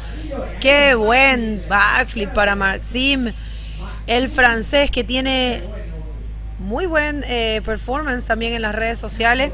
Pueden seguir Maxime Castillo, parte del French Boogie Team, o sea, un team bien entretenido que tienen en las redes sociales. Lo pueden seguir. Vamos a ver si tenemos el replay de esta fue una ola compartida. Para izquierda tuvimos a Maxime y para derecha tuvimos a Leo, ¿no? Lionel took for the right. Yes, Lionel went on the right. We'll probably bring out a replay on that. Maxime sticking with his recipe of his ARSs. Let's look at this one here. Nice and slow-mo. And we can see that wave shaping up ahead of him. You can see his eye line is eyeing that section already. He knows exactly where he's going. There it is. Hooks a nice little flip into the flats and comes out smiling with a 6.5, putting him in that first position. And it seems like Lionel Medina getting a 4.75 on that right-hander. Neighbor Romero with a 5.5. So each rider having one score on the board right now. 7.5 is a better of the three, with Maxime Castillo in the lead, second priority, and Neighbor Romero with first priority. Here's a little replay of Lionel Medina. Aquí viene entonces el replay de esa derecha que tomó Leo. Estaba bien ejecutado ese rolo, redondito como debe ser, cayendo adelante. Y por esa ola recibió un 4.75. Ahora Leo está, bueno, sigue en la tercera posición. Necesita solamente un 1.76, lo cual es, por supuesto, nada. Vamos a ver qué logran hacer. Son 16 minutos y medio que restan en este quinto día de competencia en el Arica Cultura Bodyboard 2022, un evento presentado por Pride Bodyboards. Muchas gracias a todos ustedes que están en estos momentos conectados. Gracias a todos los canarios. Estoy viendo ahí a Carlito Bolaollo. Estoy viendo a Raúl. No voy a mandar saludos canarios, no voy a mandar esos saludos. Un abrazo gigante a todos de verdad que están sintonizando, la gente de Venezuela y por supuesto a los franceses. All right, a quick little recap of heat number 5, round number 7. Saw Jeff Hubbard coming out victor on that one with some impeccable surfing, and probably the heat that delivered the most waves as well. PLC in second place, and in third place was Dave Hubbard. The highest scores throughout the event from all three athletes. It was an absolute show, and Jeff Hubbard and PLC making it through into round number 8. Dave Hubbard unfortunately narrowly missing out on the opportunity to advance into round number 8, and that is all she wrote for them. Right now, heat number 6, round number 7, not much movement, everybody just having a single score. One of those heats where the waves have gone a little bit quiet during the course of the heat, with Maxime with a nice little ARS getting a 7.5, sticking to his combination, sticking to what he knows works for him here at Floppos. We've seen it in his previous rounds as well, going for the lefts, going for the ARSs at the end bowls, and pulls it off beautifully. Lionel Medina with a 4.75, opting for right-handers. Is he going to go in this one? Maxime, everybody leaving this one just a little bit too much to the right. With this new swell begonia, we see the direction still being a little bit mixed, and ever so often you'll see that perfect one with the right direction hitting the reef. As we see anybody's gonna go. Here we go. Yeah, this is another split pick situation. Again, it's Maxime and Leo, and here Maxime comes out of that Nice barrel. Let's see what the judges think. And what happened to Leo? I'm pretty sure the director has the replay. Vamos a esperar el replay de la última ola de Amarillo, que fue una situación de cacho compartida. Amarillo iba ahí para derecha. Miren, tiene una buena proyección esta derecha para Leo. ¿Habrá conseguido? Sí, consiguió poder ejecutar ese rolo. Ese va a ser el backup score para Lionel, o tal vez incluso sea mejor que el 4.75 que tiene. Vamos a ver qué piensan los jueces. Un saludo me pide a Sur para la Asociación de Bodyboard de Surf de Chimbote, Perú. Gracias, Perú, por estar acá conectados. Gracias a todos. Y cae la nota de la última ola de Lío. La última ola de Lío es un 4.25 y ahora está en segunda posición. Ahí viene un set. Leon. There's a set rolling there for white. All right, Never Mirror using his priority. Let's see if this is one of those right-handers that can deliver a good section. Kicks out of that one, sees there's nothing down the line but a closeout, and handing that priority straight to Maxime. Maxime with a 5.15 and a 6.5. Well justified, awarding there with his barrel riding and a beautiful ARS out of the ball. Lionel Medina with a 4.75 and a 4.25. Back-to-back Rolos. And Neighbor Romero, he needs to improve his one per ride. He's got a 3.5 that he needs for that second place. So he needs total weight score 6.5 for Neighbor Romero. Lionel Medina a 9-point combined score, and Maxime Castillo leading this one with 11.65. 12 minutes 44 seconds to go. Bego. It's been a sunny day, quite back-to-back sunny days here at Arica. Quite unusual, is that not so? Yeah, early in the morning you don't get to see much of a sun, but here, what about that beautiful sunrise that we had today? Amazing. Incredible. I have to say, today we have 2 more heats, and of course they're going to be packed. Next heat is Amaury Laverne, Dudu Pedra, and Joshua Toledo. And the last heat of the day, full Chileans. Rodrigo Silva, Matías Díaz, and Moises Silva. So the Silva brothers, young 19 years old twins, get rid of Matías Díaz and advance to the next round. That would be really cool. That would be really cool. We saw 2 brothers going head to head in heat number 5, and now we're seeing another brother pair, twins, in the last heat number 8, going mano a mano up against the low Matías Díaz. I think Matías Díaz will probably feel he's up against a transformer, 2-in-1. They just transform. 2 guys can become one, and they're gonna be up against him, and it's gonna be a good battle. I really love Matías Díaz's style, very technical, very smooth rider, and the explosivity and the local knowledge between Rodrigo and Moises will most definitely be an advantage for them. No, definitely. I say this in Spanish. Atención Chile, porque el último hit, ahora tenemos un hit más después de este y ya vendrá el último hit del día. El próximo hit es de Amaury Laverne, Dudu Pedra y por supuesto Joshua Toledo, chileno y quiqueño. Pero el último hit tenemos a los hermanos Silva, los gemelos Silva, junto a Matías Díaz. Y estábamos comentando, ¿podrán los gemelos Silva, locales, son las revelaciones de acá, podrán lograr descalificar a Matías Díaz y avanzar a la próxima ronda? Vamos a ver este replay de la última ola de Maxime. All right, let's see what Maxime does. Locks in nice little barrel line, drops his legs, drags and slows himself down, getting absolutely pitted. So pitted. And man, he's stoked on that one. Kapang, so pitted. That's what happened to Maxime Castillo right now. Well, Maxime Castillo, he got himself a beautiful 9. What a great score to have. And here comes, this is the answer of the Venezuela. Vamos a ver, es la respuesta. El venezolano ha optado por olas más chicas. Hace su rolo. Vamos a ver, él la verdad que necesita un score. Tiene que cambiar esos scores un poco. Las cosas se pusieron complicadas porque look at those scores, man.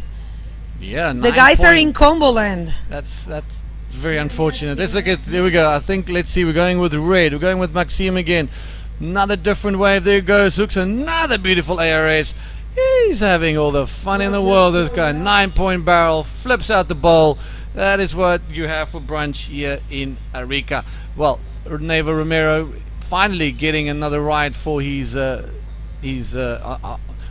scorecard, which we'll be seeing any moment now. There we go. Neva Romero back up into second position. He needs a perfect 10 to take that first place, and Lionel Medina need a 5.64 seconds. So right on the borderline of combination land is Neva Romero, and Lionel Medina back in deep in that combination situation. Maxime Castillo firmly in command with a total weight score of 15.5. Round 7, heat number 6 is currently what you're watching. If you just joined us, thank you very much and welcome as we see good clean floppos here. Lionel Medina.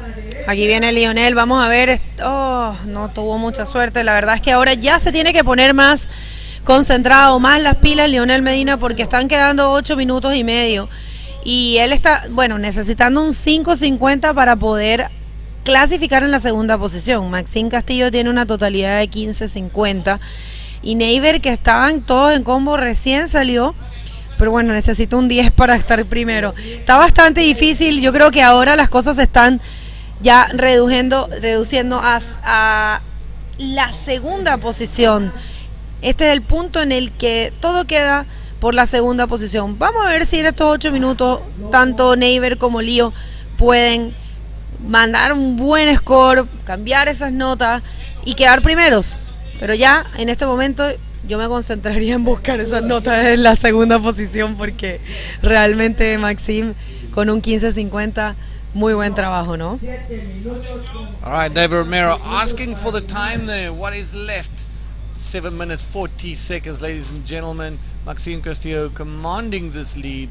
And, commanding this heat, 9-point right barrel, a 6.5 ARS out the bowl. Some of these boys are having all the fun, and some of the other guys are just struggling to get some good rhythm. All of these guys are champions, and all 3 of them can easily take out this heat. But the battle seems to be on for second place again, with Neva Romero sitting a little bit ahead of Lionel Medina. Lionel Medina with 2 4s, a 4.75 and a 4.25, and Neva Romero a 5.5 and a 4.85. So that's the situation in the water right now.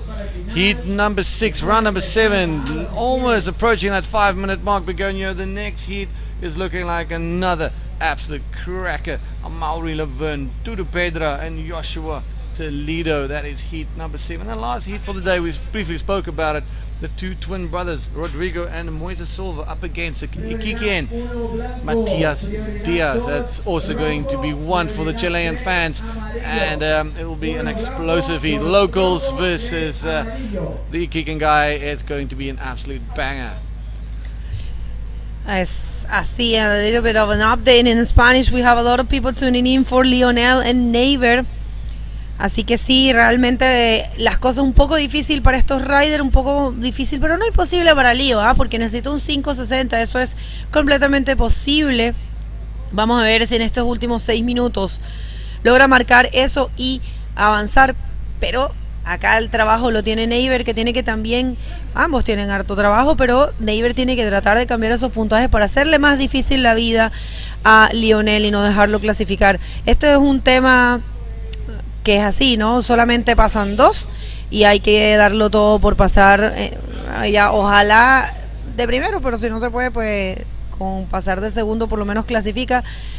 Realmente a veces es una pena porque se sabe que hay riders que tienen muy buen nivel, como fue el caso de Ian Campbell, que fue eliminado, que se sabe que, o Nelson Flores también, pero bueno, así son las competencias.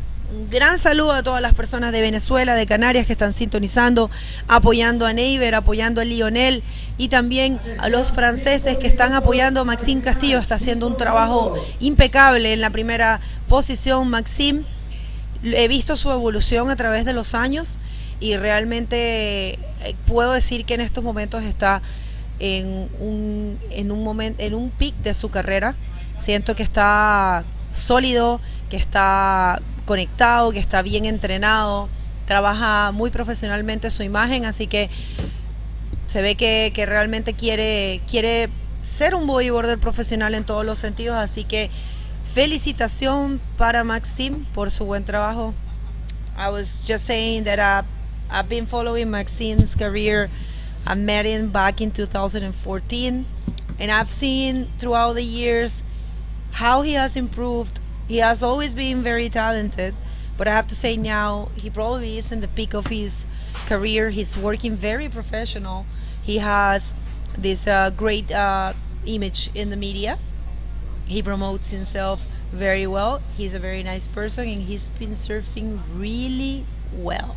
Couldn't agree more with you. He is definitely one of the favorites, one of my favorites. Just such a cool guy, and definitely his riding has improved every year. He puts in a lot of work, and you know, the other day I told him it's quite possibly some of the best surfing that I've seen, and he was stoked. He was stoked to hear that people are seeing and acknowledging his level of riding, and I think spending a lot more time in Portugal has also helped with that. Nazare getting into those amazing ramps really helps to boost your confidence, and you manage to get the time to fine-tune all those little niggles that you have and just work them out.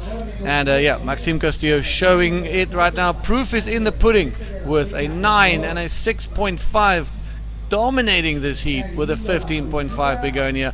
And yep, that is Maxime Castillo in the top of his game. Yeah, definitely. It's great. I have to say the French riders in this event have been impressing us. And I'm not talking about probably the well-known Pierre-Louis and the well-known Amaury. They are there. They're always going to be excellent, for sure.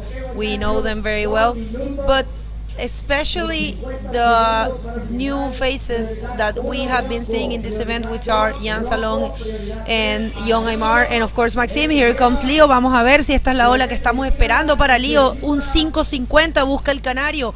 Vamos a ver un bonito backflip, lo logra voltear, creo que sigue y va a conectar con un rolo. Ahí lo tenemos, otro rolo más. Y aquí viene la respuesta de Neighbor, que puede cambiar. El clásico rolo de Neighbor mostrando la tabla. Es un rolo invertido ahí. Sigue con un contrario, uno de los pocos que hemos visto durante este evento. Neighbor dándolo todo, conectado con un 360, ya casi ahí sobre las piedras. Cómo se nota que lo quiere, la garra de Neighbor y por supuesto la garra de Lionel. Se vienen importantes notas, Dion. Este es el último minuto y medio y van dos olas que no se sabe qué pueda pasar. No sé cuánto le van a dar a Neighbor por esa, y obviamente puede que cambie ese 485 y le haga más difícil el camino a Lío, pero también le van a dar su nota a Lío, que probablemente sea el 5.60 que estaba buscando. Important scores. We're waiting in the last minute and a half. I don't know who's going to take the second position. I know for a fact it all comes down to the second. All right, let's see. Very interesting wave exchange. You know, it's hard to see who's got the better of this one, but Lionel Medina, good looking, like not as big as Neighbor's wave, but a good backflip right at the top of it. Little small section. He managed to turn around really quickly. Sees that nice little roll section.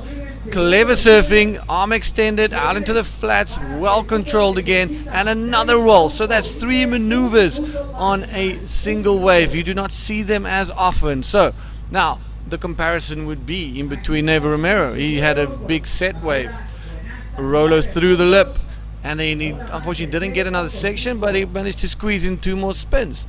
But is the wave that he's taken, the bigger wave, going to score a bit more, or you know, let me run you guys through this one. Here we go. You can see definitely a lot more bigger than Lionel's wave. There he is, power roll through the lip, gets his arm through it into the face, and unfortunately there's nothing much there for him. Nothing much, nothing showing, and he managed to squeeze just 2 extra rolls in there. So bueno, vienen cayendo las notas. Vamos a ver un segundo, a ver si Maxime va a tomar esta ola. Acá está Lionel, el último intento que puede tener. Estos son los últimos segundos. Lionel recibió la nota, no fue suficiente, fue un 4.80, porque Neighbor había logrado aumentar la diferencia y había recibido un 5.50, señoras y señores. Otra de las sorpresas del evento, Lionel Medina se despide de este Arica Cultura Bodyboard 2022, y la nueva cara que estamos viendo acá, la carta venezolana, Neighbor Romero, logra avanzar para los octavos de finales. Vámonos a unos cortes comerciales, no se muevan y ya volvemos con el penúltimo hit del día.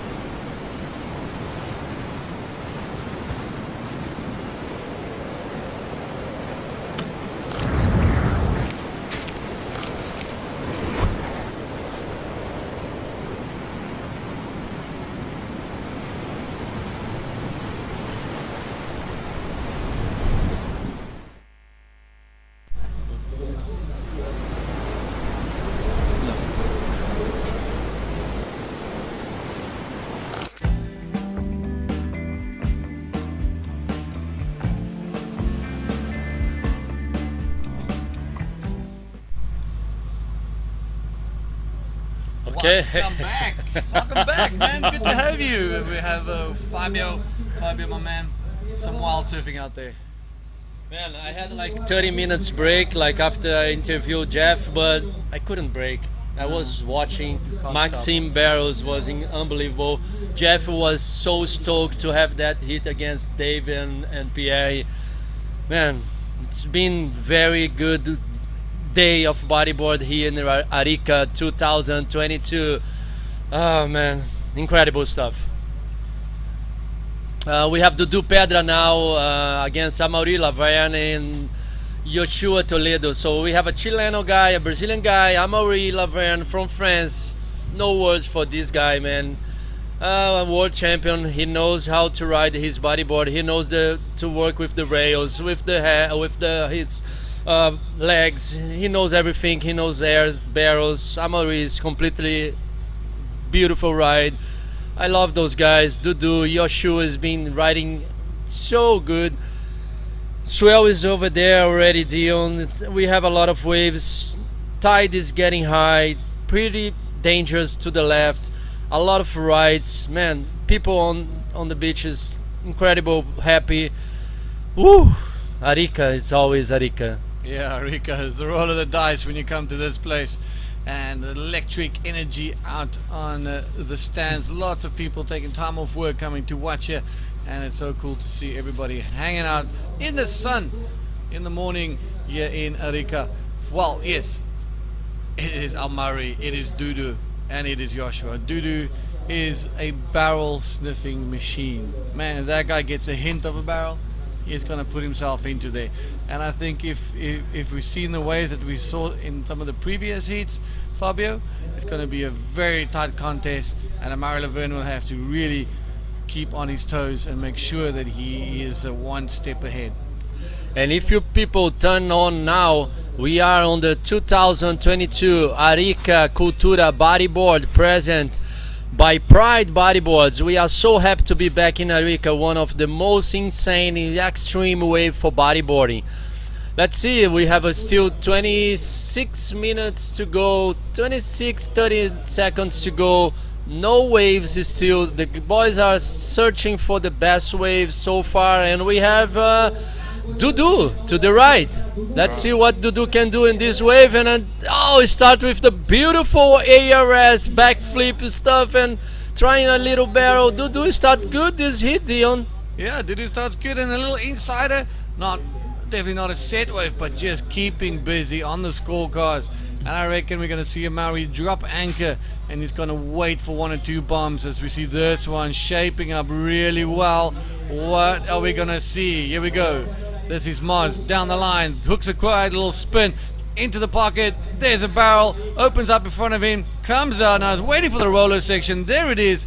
Oh my goodness, technical, surgical, like a brain surgeon down the face of that wave. Spins in the barrel. Here we go. This is white. Dudu's ARS. Boom, hits it. And Dudu is a big frame, man. He's a solid built gentleman and a strong athlete. Man, Dudu, it's nuts. And now we have the Chileno guy, Yoshua Toledo, searching for this left. And bangs this Rolo.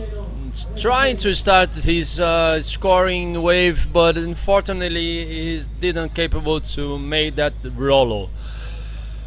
Dudu agora pegou a primeira onda da bateria. Dudu tá contra o Amaury Laverne, que é da França, e o Yoshua Toledo, que é do Chile. Pegou ali a primeira onda. Não foi uma onda tão grande, mas uma onda boa, uma onda que deu para ele fazer um RS ali bem legal. Dudu, que é ali de Taquatiara, sabe pegar onda pesada, e Arica tem onda muito pesada. Já começou bem com 6 pontos, né? Mas o Amaury veio lá de trás e pegou esse 8.5 Dion. How critical is to do a 360 before the barrel? Well, in my opinion, it is right up there, one of the most difficult things to do, especially if you have the opportunity to quickly turn a spin in the pocket, get enclosed by the barrel, and you come out. That is as technical as it gets, and Amaury is very well known for that. We'll probably see that a few more times. This one, looking for the barrel. There he is. There comes the section all over him. Big barrel, a couple of chandeliers overhead, little gas, and I think Dudu will be very pleased with that little wave. Keeping busy, he's got a 6-point right now. He'll probably have another 5-point or so, and Amaury and Joshua Toledo needing to get that second score. I really like how Dudu start this hit, doing like maneuvers, barrels, keeping moving, don't stay too calm and wait for the wave. And we have now Yoshua, and this is good, you know, like they have still a lot of time, only 7 minutes they spend in this hit, almost 7 minutes. Dudu has already 2 waves, Amaury only 1 wave. You see, second wave of Dudu was a 5.9. Was a not very high score, but he's there. He's building his scores, stay relaxing, but he's staying moving. But Amaury, man, really like that 360 before the barrel. Really like. So good. And then he followed up with a roll, an exit maneuver. And we'll see on the bigger waves, if he gets a good left-hander, I can almost guarantee you we're going to see, dropping down the line, a super fast spin in the pit, gets barrel off his nuts, gets out there, spat out, hooks a big section, and probably does a good flip. I won't be surprised if we do see that. Let's talk about the devil. Let's see. Am I going to be eating my words?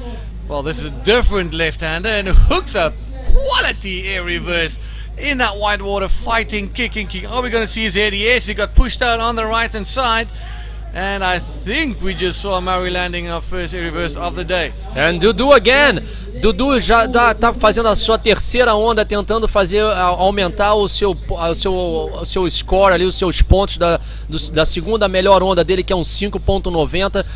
Dudu, tô gostando várias ondas seguidas, começando a bateria em um ritmo muito forte, deixando o Yoshua Toledo com a prioridade 1, e o Yoshua só tem 1.50. Então quer dizer, o Amaury e o Dudu, eles estão já fazendo pontos para ficarem na frente. Let's see the replay for the last wave of Amaury, Dion. Alright, a different kind of left-hander, the one that's wrapping around a little bit, gave him this section, lots of speed, he's seen it there, hooks that air reverse, out of frame, that's how far he went, and that's a very good move. Now, I'm not sure if the judges has caught it as landed. I thought I saw his head getting pushed out towards the channel. Here we go, maybe we can get a nice little angle on that air reverse here. Super slow-mo, loving it, there it goes, good rotation, he lands perfectly, but then you got the side wave coming all the way through, and just have a look on the right hand side, you just see him maybe popping out there. So maybe the judges are still working on the score, or maybe, you know, I don't know. I'm not a judge, so we can only call what we see on the screen here. Dudu Pedro just throwing it down, sticking it to Amaury, and definitely not letting him walk over him. How was the rocks in Amaury's wave? Yeah, that was crazy. Well, we're ready with an interview with Begonia for previous heat winner. Begonia, it's all yours. Solo no se puede tapar esto, ¿ya? Thank you very much, guys. With you, Maxime. Maxime, that 9, That was crazy viral. I actually saw you very stoked coming out of it. Tell us about it. Yeah, I was really happy to catch this wave because the beginning of the heat was pretty slow. Like I got a 5 and a 6, and I was like, okay. But when I catch this wave, I was like, okay, that's good. But what I tell you just before, like tomorrow I will be facing Pierre-Louis in man-on-man. So if I got one wave like that, I need to, slow down and search for another wave like that. Like today I was like, okay, I want to surf, I want to enjoy, but I know in my mind that I should wait for another good one. But it was super slow, so I enjoyed my heat. Yeah. Well, what a sportsman. He has actually analyzed it to get better. Maxime, also, we are enjoying very much your work at the media. You are professionalizing that side of you. I would like you to share with the rest of the bodyboarders in the world advices or I mean, just your experience about that. Yeah, I mean, I guess an athlete is not only about competition, it's about like social media and your image you can show to the world. So, and even more during that time, during the COVID, it was like pretty hard to keep the sponsors and everything. So I try my best to do something else and work harder as I can to be present, and yeah, and for sure, like a lot of training in Portugal this winter, and I guess that helped me a lot in that kind of wave. So yeah, I'm happy about this beginning of the year on tour, and I can't wait for the next. Well, congratulations, felicitación, you're doing amazing. We have seen your improvement, so congratulations and best of luck for the rest of the competition. Back to you guys. Fala português, Dudu Pedra. Vamos falar em português agora um pouco para vocês, o pessoal do Brasil, o pessoal de Portugal, o pessoal de todo mundo aí que fala português. Um prazer enorme estar falando aqui para vocês diretamente. Dudu Pedra na água, um atleta brasileiro lá de Itacoatiara, onde vai ser a etapa do Brasil dos homens.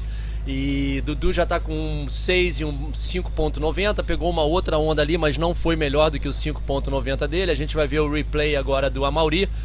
O Amaury, que é um atleta muito bom, tirou um belo tubo, consegue fazer um drive dentro do tubo ali, andar bastante tempo dentro do tubo, consegue ainda sair ali por cima, no meio que no dog door. Foi uma onda muito boa do Amaury, foi a melhor onda dele na bateria, foi um 7, que fez com que ele ficasse agora em primeiro lugar com 13 pontos e 50, deixando o Dudu com 11,90, precisando de um 7,50 para ir para primeiro, e botando o Yoshua Toledo, o chileno, em combination. O que é uma combination? Ele precisa de 2 notas para passar para segundo ou para primeiro, porque ele precisa de um total de 11 pontos à frente do Dudu. Como ele só tem um 1.50 e um 0, que ele só tem uma onda surfada, ele precisa surfar 2 ondas, que é o máximo da onda. So, Dion, Amaury is in first, Dudu in second, Yoshua it's in combo land. He needs 2 waves, huh? Combination. Yeah, he needs 2 brand new. Well, he's got a 0 and a 1.5 sitting with that priority for a very, very long time. Guys like Amaury and Dudu Pedra, you do not give them any opportunity to put waves on the scorecard. So Yoshua Toledo, he needs to really look at his heat strategy and maybe start approaching this a bit more aggressively. Ample time, no need to hang on to that priority for the entire heat. He needs to use it, get a good score, let everybody else get a wave, and build from there again, get that second one, and even operate under priority just to get those scores. Right now, a 1 and a 0-0 is just not going to cut it. Amaury Laverne with a 13.5, and behind him in second place is Dudu Pedra with 11.9, needing a 7.5 for that first place, and Yoshua Toledo deep in the combination land with 11.9, needing to post any score yet onto this board. 15-minute mark, we're approaching just below 16 minutes, and round at number 7, heat number 7, the second last heat of the day. Coming up in this last heat is all Chilean and fair, with the Silver brothers up against Matias Diaz. And now I would say thanks again for our sponsor of 2022, Arica Cultura Bodyboard, present by Pride Bodyboards. Our sponsors are Gore, Corfo, Municipalidade de Arica e Paranacota, Armada de Chile, Corporação Municipal Costa Chinchorro, Municipalidade de Camarones, Cernatur, Uma cooperação de Hotel Antai, Red Bull, Indústrias San Miguel, Panamericana Hotel, Teresa Mestiza, Águas del Altiplano, Rancho Bodyboard Tools, Ola Violenta e No Surfing My Wave. Thank you so much, guys, to have us again and back here in Arica. We have still 15 minutes to go. Joshua has still with the first priority, man. He needs to catch one wave, like you said. Like, he can't be like in first priority all the way through the heat. And classic Chilean fashion, it'll be onshore around about lunchtime, and then it just goes down in the evening. Next morning, perfect crystal offshore. But where's the clouds? Yeah, I'm gonna talk a little bit of Portuguese again. Aqui, para quem não sabe, a Arica, ela sempre tem um vento no meio do dia, então por isso que a gente começa o campeonato muito cedo. E hoje realmente estava muito liso o mar. E agora são 10h30 horário local, a gente ainda está com o mar liso, mas provavelmente na hora do almoço a gente já vai ter um vento e a gente vai ter que parar o campeonato. Por isso que a gente faz vários dias o campeonato, para pegar as melhores condições para os atletas. Essa aqui é uma etapa muito importante do circuito mundial, então por isso que a organização do campeonato tenta fazer com que o melhor momento do mar a gente tenha o campeonato. E we have Amaury on this left, Dion. All right, Mars gunning it down the line, sees that barrel super deep, there's the gas, looks back to the judges, take that, I'll improve my 6.5 from here. What a barrel from this guy. He's just as smooth as custard. He's so smart, Dion. If you look, Joshua was looking to that wave. He has first priority. Amaury was just like, okay, if you don't go, I go. Yep. And he was behind the peak. Look at what I just say. Look, Joshua was like, okay, I'm not going. Okay, I go. Look at his speed. Look at his position on the board. Look at his style, man. Only using his board. No fins in the water. Nothing. Man, it's perfect. Yeah, it's just perfect. Just it's like as good as it gets. I mean, backdoor barrel. That was beautiful. I mean, it just kind of seems to be just a two-man heat. Joshua Toledo, 18 minutes just been sitting there. He gave that one on a silver platter to Amaury Laverne.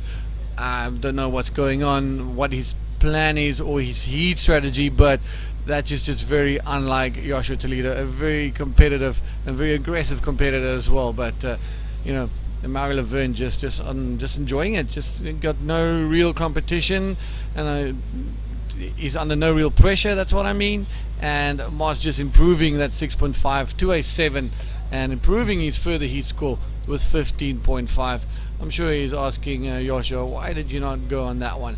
But each rider sees things differently, and Mars knows his wave as well, like the back of his hand, so he's going to take any opportunity that he can get. Amaury Laverne 8.5 with a 7, Dudu Pedro 6 and a 5.9. Joshua Toledo needs to get onto the board. Here we go, Amaury Laverne again. No stop, Amaury again in a nice little barrel and a beautiful backflip out man, on the rocks, man. Those guys are crazy. Love to see Amaury surfing those waves like very shallow on the reef, and he was under priority again. Man, Amaury is moving. I don't know. Let's see if he can improve the 7 points on his second score. And Joshua still searching for a good wave. He only have 1.5 and 0. You know, it doesn't help having the priority position if you don't have any scores on the board, because you've got nothing, you've got no leg to stand on in terms of you can't compete or block your fellow competitor. But let's quickly talk about this one. Moz just having fun under the priority, but look at that board placement, super clean, just a quick twitch of his board, goes up to the section, bangs a beautiful beautiful backflip there, and quietly making his way back to the lineup. Less than 10 minutes ago in heat number 7, round number 7, Mars dominating, Dudu Pedro right behind him, and a very quiet Joshua Toledo. Mars continuously under priority, increasing his scores, improving his situation, now sitting with a combined total of 16. And 9 minutes 30 seconds to go. Amaury is already the second best heat score of the day with 16 points. The best one so far is Jeff Huber with 16.25 in one of the best hits we saw in this event so far. Definitely, that was the wildest heat, and it was just because that was probably the most consistent heat in terms of waves. Yeah. During that heat, it was just wave after wave after wave after wave, and not inside the waves either. It was just bombing with sets, and you saw some of those boosts from Jeff and from Pierre and for the barrels from Dub.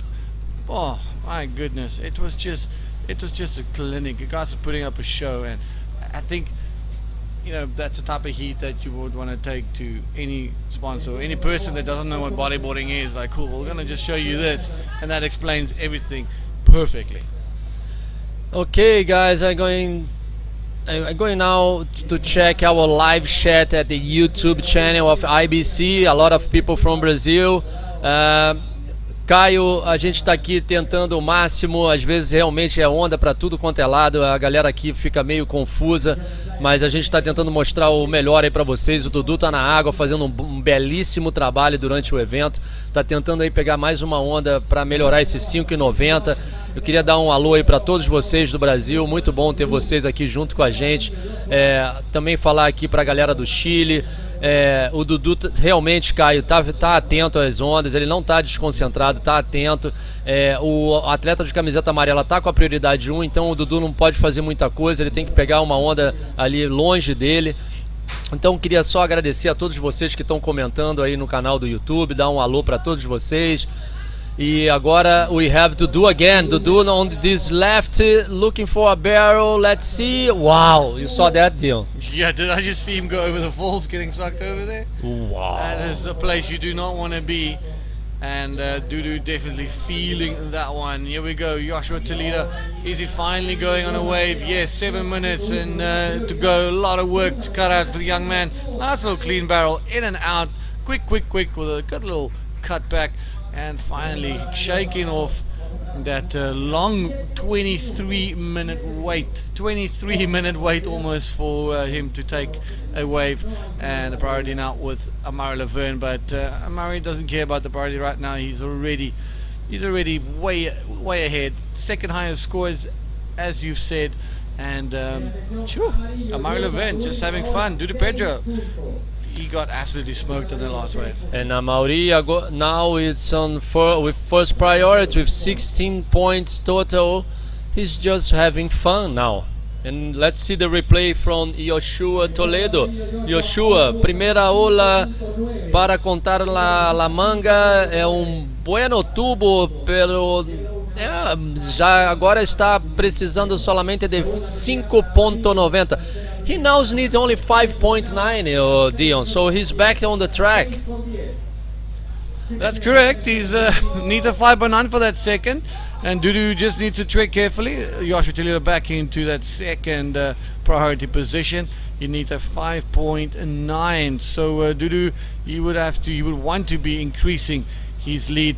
It's quite interesting, and you know, we've already seen the priorities awarded. So usually you'll see on the man-to-man guys paddling really hard to get that priority. Here we go, Blanco, Dudu Pedro down the line, splits his legs, gets a little bit of barrel. There he is, gnarly, heavy, chunky piece of wave breaking over him, gassing out. Now I reckon that could help his 5.9. He needs to extend that and pull away from Joshua Toledo.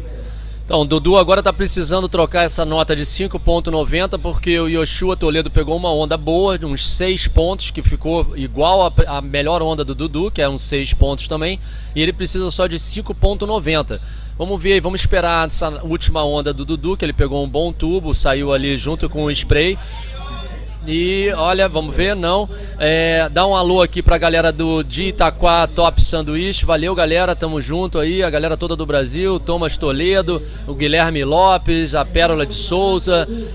Um alô aí pra vocês, um ótimo dia, uma ótima quinta-feira pra todos vocês. Aqui diretamente de Arica, com altas ondas, sol, e o Dudu de novo no replay. Let's see, Dion.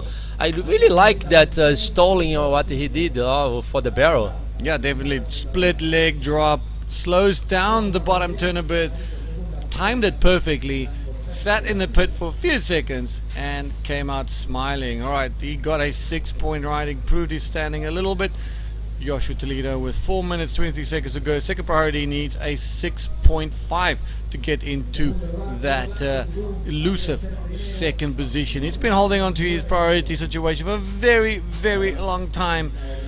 You know, he only needs a 6.5, and it's easy attainable if he gets on the right wave come the next 4 minutes. Amari Laverne, he's enjoying his time out there, just having another free surf with the boys.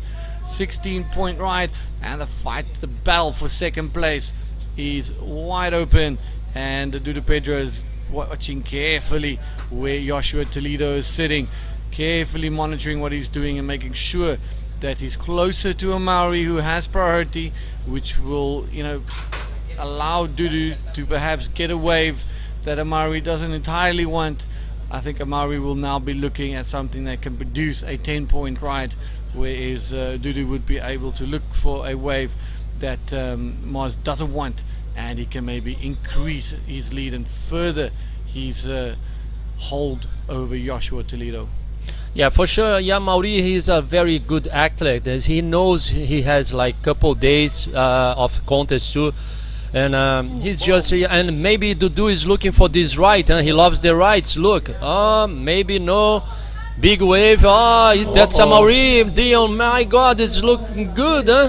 Looking bomb. good wave. Let's see what Mauri can do. And unfortunately, the wave. Sometimes the biggest one is not the best ones. That's for sure. This is one of those big ones that came through, but now we have Joshua Toledo on absolute versus Dudu Pedro on a good-looking right hand. A big one goes into the barrel. Did he do a roll there, or did he kick out? I'm not too sure. But look at the wave just offloading on the reef. But, ladies and gentlemen, this is Joshua Toledo sitting all alone at the back there. Dudu popping up only now.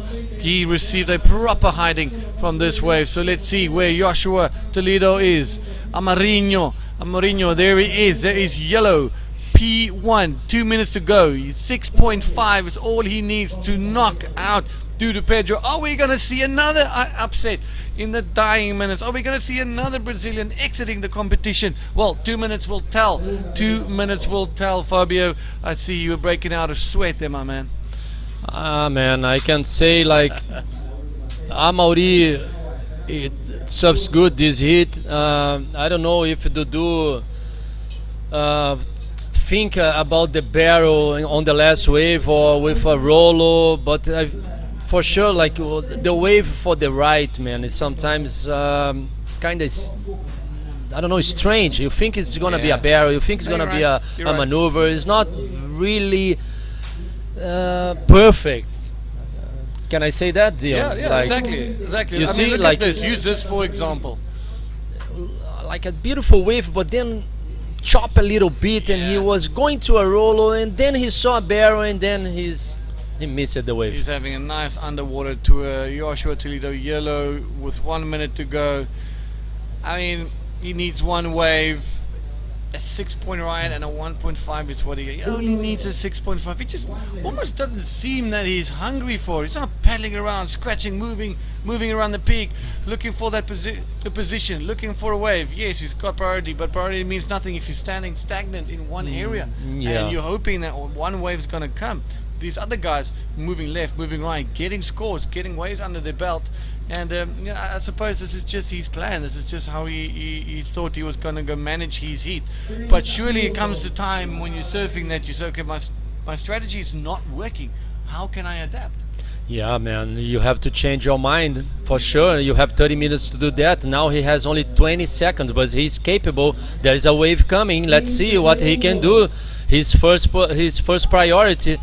Let's see, and we see Mauri, we see Joshua to the left, the last, unfortunately, I think there's no chance to him, man. I think the game he played was not worth on this heat. Unfortunately, we have the Chileno out of the contest, and we have a Brazilian and a French guy to the next round.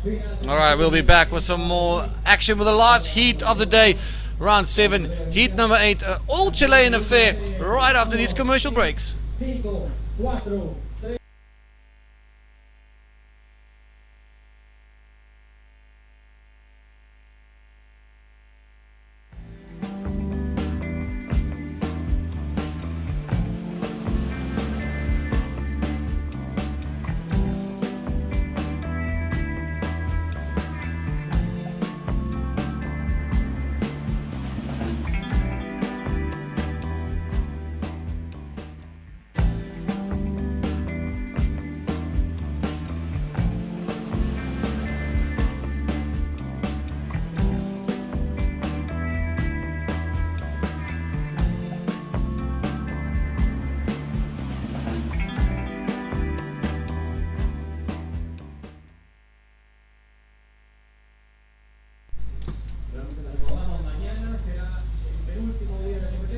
Oh, okay, we are back. Dion was pretty close hit, pretty close at the end.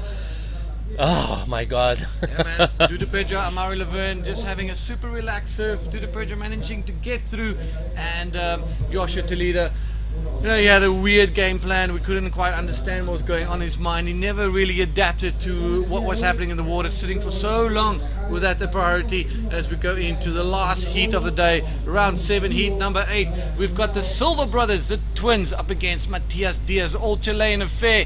And waves still looking really good, the conditions looking super fun, and the sun's still out. What a nice day it's been. Beautiful day at the Arica 2022 Cultura Bodyboard, present by Pride Bodyboards, man. We have again 2 brothers in the heat against the best score of the day from yesterday, Matias Diaz, man. Will be sick for sure. Nice bodyboard show again. All right, so you've been competing for 30 odd years. You've been in this game for a very long time. Let's take this round specifically, where we have the Hubbard brothers in the same heat, not the same event, but in the same heat. Now we've got in the same round, again in the same heat, we've got another set of brothers. In your memory, throughout your various competitions, can you recall a situation where we've had on a world tour style event 2 pairs of brothers in the same heats in the same round? No, 100% no. And this is I feel so good for that, because it's like this is the bodyboard. You see, we have 2 guys, Amarillo na onda. Let's see the Chileno. Good, boys of Silva Was getting a a nice good wave. looking, good wave to the left, man. I couldn't see what we did. Moisés Silva, it's opening wave, and now we have Matias Diaz to the left too. Sliding his rail. Did you see that? Losing his rail on that one. He lost the control over there, huh, Dion? Let's see the replay for the yellow guy, Moisés Silva, Dion. All right, Moises, nice little barrel there. Sets it up deep, chunky, second little cover up. Hooks a little roller, but getting punished for not hitting the section. But we got the brothers, and we've got Matias Diaz. Basically, it's 2 versus 1. Man, Moisés is doing good on the contest, man, and he knows how to surf those lefts. Pretty sure that. Unfortunately, Matias, he lost control on that board. Yeah, you don't often on the see tail. Sliding out, rail not catching, rail's not engaging, the channel's not engaging. There's nothing you can do about it. When you start sliding, it's like, oh well, here we go. You might as well just hold your breath and be prepared to get rolled around. But because that's just the reality of what happens when you lose your rail, especially at a wave of consequences. But Moises Silva, Rodrigo Silva, Arican locals, they Groms, and they've been surfing this for as long as they can remember, probably 5, 6, 7 years already. I remember my first time out of Augusta 2018, these 2 little boys with their long hair just going absolutely nuts here, and now they grown into men, 19 years old, and they're in the round number 7, both of them in the same heat. As a parent, I'm sure you must be very proud. For sure, and one of them will make through the next round, for sure. If not both. If not both, yeah. For sure, but yes, definitely. This is so good for the family, man. This is so good for the growth of our sport, especially here in Chile, because we have a lot of bodyboards in North Chile, South Chile, Central Chile. This is so good. We've been having like 3 contests in Chile country. This is perfect. This is so good for the market, for the sport, for the people. Oh, it's been good, man. Good days here in Chile.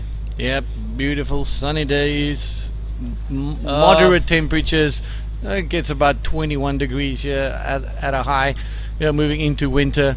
If you go a little bit inland, away from the coast, well, then winter is a word that people don't know. It gets really hot. It just doesn't rain here. We had a chat with a person at the hotel, and they've had rain a year ago. More than a year ago, the last time they had a little speckle of rain. Here we go. One of the 2 twins, Rodrigo Silva, looking in the right-hander. He can see he's seeing something down the line. Sniffs out lots of speed. just hooks a little bit of high line, but late in the barrel. Maybe he could have adjusted his line a lot earlier to get a little bit high up the face and right through that barrel. But time 24 minutes, and guys just ticking away on the scorecard, and not many waves ridden. Moise Silva with a 5-point ride. He still have so much time to improve his scores. Was a very beautiful right-hander, but unfortunately I think the wave did just a little bit bumpy and he missed the rail. I don't know, missing the tail. Sometimes it's hard, the right is not very easy to surf. I really like those lefts more than the rights, but like I said before, you cannot turn off the rights because there's some very fly maneuvers that you can do on the rights, and Rodrigo is looking for one of them, one of those waves. All right, well, we're gonna jump all the hang five. Let's just see if there's any waves being ridden here. All right, let's see before we go through an interview. Here we go, Rojo leaving that one. All right, ladies and gentlemen, we got an interview ready with Begonia. Begonia, it's all yours. Thank you very much, guys. Mauri, what a great hit. You actually made all your scores with the third priority. Tell us about it. Yeah, it's a bit slow out there. Definitely some good ones. Pretty hard to manage your time and which kind of wave you have to take because it's not the biggest one that had the best waves. So I decided to stay a bit inside with the third priority and actually had some inside wave which was enough to get some good scores. And at the end of the hit I had that first priority, they got advantage in the water. And yeah, stoked. Now I'm in the top 5 now, and that's going to start the serious part of the event. Well, I mean, comparing your strategy was to remain very active compared with Joshua. He stayed waiting most of the heat. What is your recommendation for all the young guys out there? Yeah, it's hard sometimes to find a good strategy depending on the conditions. I mean, Flopos have definitely some really good wave out there, but it's a bit slow, even if it's a 30-minute hit. So I think you still have to be a bit opportunist and find the inside one and just trying to give it all because there is high-level riders at this stage. So yeah, just and see tomorrow. Let's see how the waves will be tomorrow and see maybe another strategy. You're expecting the big swell, right? Yeah, no, it could be pretty big tomorrow, and I think it's going to be another story. Well, anyways, we know for a fact you're going to give a show. Congratulations and best of luck for the rest of the competition. Back to you guys. All right, thank you for that. Matias Diaz back in the game during the commercial breaks. Incredible riding from him, posting a 6.25 and now hooking another backy as he continues his charge to lead this heat between the two brothers Moises and Rodrigo Silva. While we know Moises and Rodriguez can definitely hold their own and will definitely try and claw back and fight for the top. Agarrou duas olas muito buenas, uma de 6.26 e esta última estamos a esperar pelos scores dos judges. Estamos a esperar pelos scores dos judges. Matias Dias está buenaço agora e Rodrigo está agora nessa ola indo para a esquerda. Muito buena. Vamos see ele está buenaço, rolito, pero não há completado. At the break we have Matias Diaz surfing 2 good waves. Now we have Moisés Silvas again on the left. Oh, it was a nice backflip and he made it. Oh, it's hard to see if he made it this maneuver or not. Let's see if what the judge thinks. And now Matias Diaz with 2 waves, 6.25. He's has 12.5. He's in the lead. Moisés Silva is in second with 5 and 1 point. Rodrigo Silva is in third with a 3-point ride and no other wave. Let's wait for the second score of Moisés Silva. He got a 8.25. Now Moisés Silva is in first position with a lead of 13 points and 25. Oh, Moisés is doing good now, Bego. Bego is back with me now on the booth to speak in Spanish for you guys, man. Hola, gente, ¿qué tal? Ya estamos por acá. Estábamos haciendo unas diligencias allá afuera, corriendo un poquito. Pero, ¿qué hit? Solo chilenos. Esta es la repetición de la última ola de el gemelo Moisés Silva, rider de Pride. Vamos a ver, conseguía ese perfecto backflip en esa perfecta sección de la ola. Realmente los hermanos Silva están dando mucho de qué hablar, solo tienen 19 años, son gemelos, para quien no lo sepa. Y Moisés está patrocinado por Pride, también como Matías Díaz, que es, como ayer dije, una de las cartas más fuertes que tiene en el Tour Mundial, también en el Free Surfing, así que dos gemelos de 19 años de la nueva escuela contra Matías, que no es de la vieja escuela para nada, pero claramente tiene mucha más experiencia. Vamos a ver si Matías en esta ola puede conseguir ese 7,01 que está necesitando para la primera posición. Aquí viene el iquiqueño, creo que va a ser un buen... Nah, se le escapó.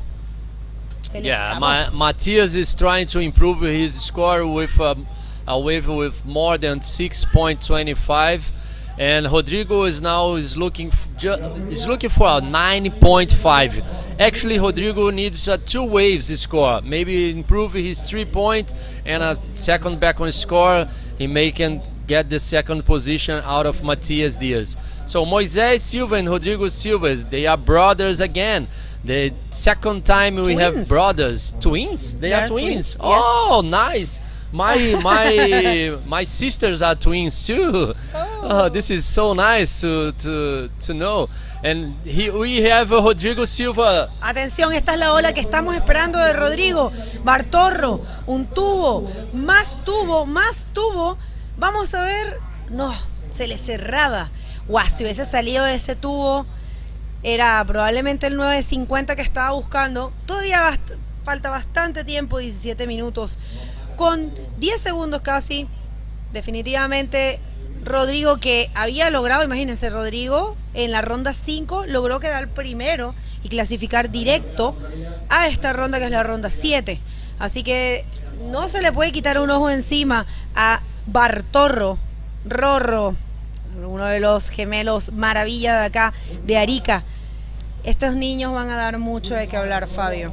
Ah, com certeza, esses garotos daqui de Arica são fenomenais, muita gente pegando onda muito bem aqui, o bodyboard cresce a cada ano e é muito bom ver esses gêmeos, que é o Moisés Silva e o Rodrigo Silva, juntos numa bateria no round 7, onde estão todos os melhores atletas mundiais e os dois fazendo um bodyboard de alto nível. O Moisés agora está em primeiro lugar com 13 pontos e 25. O Matías Dias, que teve ontem o melhor score do dia, está com 12,50. E o Rodrigo Silva com 5,75 em terceiro, precisando de uma nota 9,50. Como eu falei, ele precisa de 2 notas, o Rodrigo. Ele pode tirar aí um 5 e um outro 7,50, ele passa o Matías.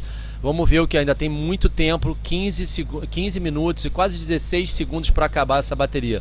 Muito bom, Bego, a gente ter 3 atletas do Chile, a gente poder falar um português bem devagar, que eu acho que eles me entendem, e você ao meu lado falando espanhol.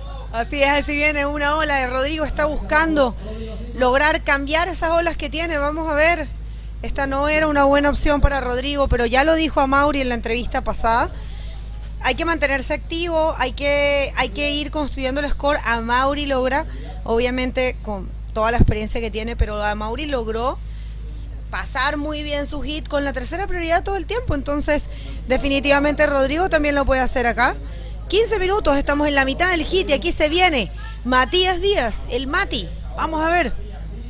Matías Diaz on this left, going for air and did a very big backflip from Matías. Was clean maneuver, clean bottom turn. That's what the judges looking for. No, increíble. A ver si el director nos puede brindar un replay de ese backflip de Mati, que es su marca. De siempre ha hecho estos backflips. Miren qué buen control. Él no hizo un bottom turn muy marcado, solo al final, y miren cómo vuela perfecto, lo voltea perfecto. Realmente una maniobra digna de mundial. 9 puntos recibe Matías Díaz por ese backflip, bien punteado ahí. Así que ahora la cosa se pone más difícil para Rodrigo, que está en combinación, Pero no imposible, Fabio. Hemos visto grandes cosas, ¿no? No, it's not impossible for Rodrigo. He just needs 2 waves because he didn't surf a wave pretty well still. So, and now we have Moisés again, Bergo, on the left, very looking good wave and a 360 air forward where, oh my God, Moisés is trying to improve in his 5 points. I don't know, let's see, let's wait for the judges. And now we have Rodrigo Silva. Ay, qué hit. No nos dejan ni respirar. Qué buen backflip para Bartorro. Lo voltea perfecto. Y ojo porque es una ola alta. O sea, es una ola grande. El backflip tal vez no fue tan volado como el de Matías, pero la ola era un poco más grande. Yo no soy jueza. Vamos a ver qué piensan los jueces. Yo sé que la gente en la playa lo aplaudió. Claramente todos los ariqueños, como es normal, quieren que los hermanos Silva avancen. Pero bueno, Matías haciendo un trabajo espectacular, 2 notas muy buenas, 9 y 6.25. La verdad, este hit, qué bonito ver como definitivamente tantos años de trabajo acá en este país, en Chile, con tantas buenas olas, con tantos buenos riders, están pagando frutos porque estamos teniendo riders con categoría mundial. De hecho, en esta ronda tuvimos muchos chilenos, tuvimos a Manuel, a Nelson, a Kevin, ahora los hermanos Silva. Este es el replay. Cuéntanos, Fabio. Eu gostei muito dessa onda dele. Ele foi para 360 aéreo. Infelizmente ele caiu um pouquinho atrás da onda ali, por isso que ele não ganhou uma nota tão boa, mas mesmo assim ele conseguiu fazer uma onda excelente. E eu gostei do Rodrigo ali tentando pegar uma onda, melhorar a nota dele, conseguiu agora um 6,50, saindo da combinação em cima do irmão Moisés, e agora ele só precisa de um 6,76. E Bego, como você estava falando, é muito importante esse trabalho que vocês estão fazendo acá em Chile. É lindo o trabalho e ver quantos chilenos estão nesse round e quantas pessoas estão pegando olas com muita intensidade e um nível técnico muito alto.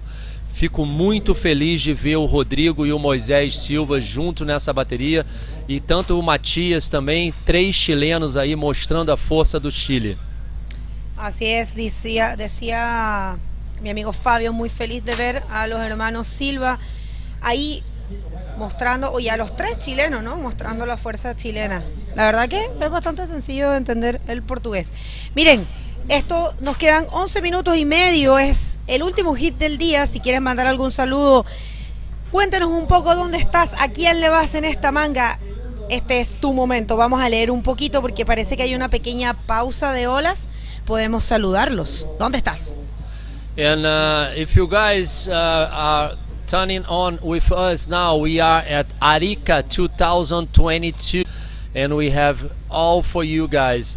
If you have if you need more information, go through our website ibcworldtour.com and our new account in Instagram. Go on Bego Instagram, my Instagram from Dion. We all here to help you guys and to deliver some new bodyboard news.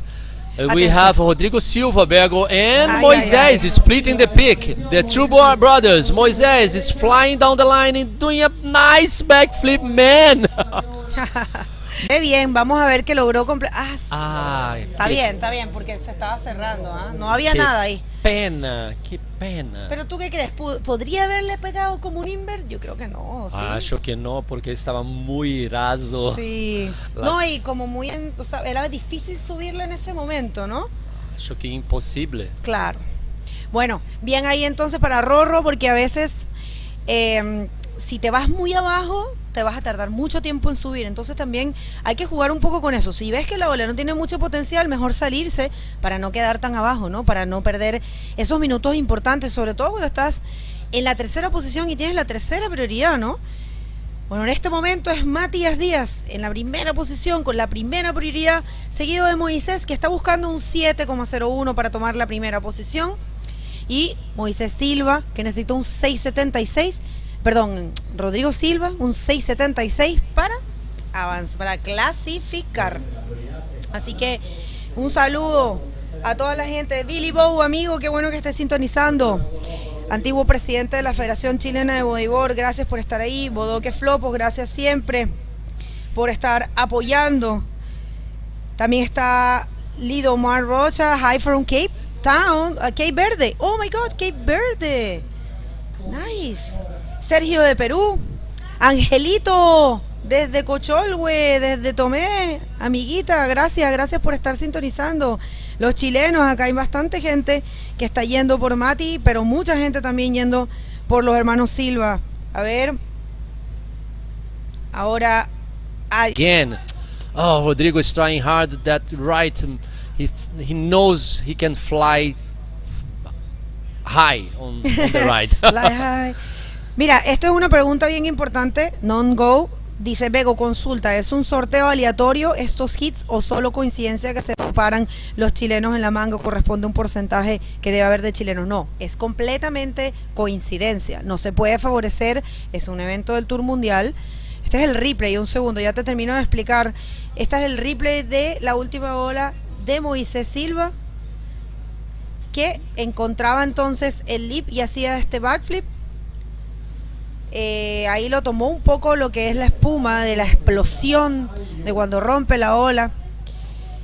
Ahora viene algo ahí, para Matías. Matías is looking, maybe Moisés is going left. Let's see if he can improve this 5 point. He's trying a nice reverse air and he made it. Matías, no sabes lo que acabas de hacer, Mati.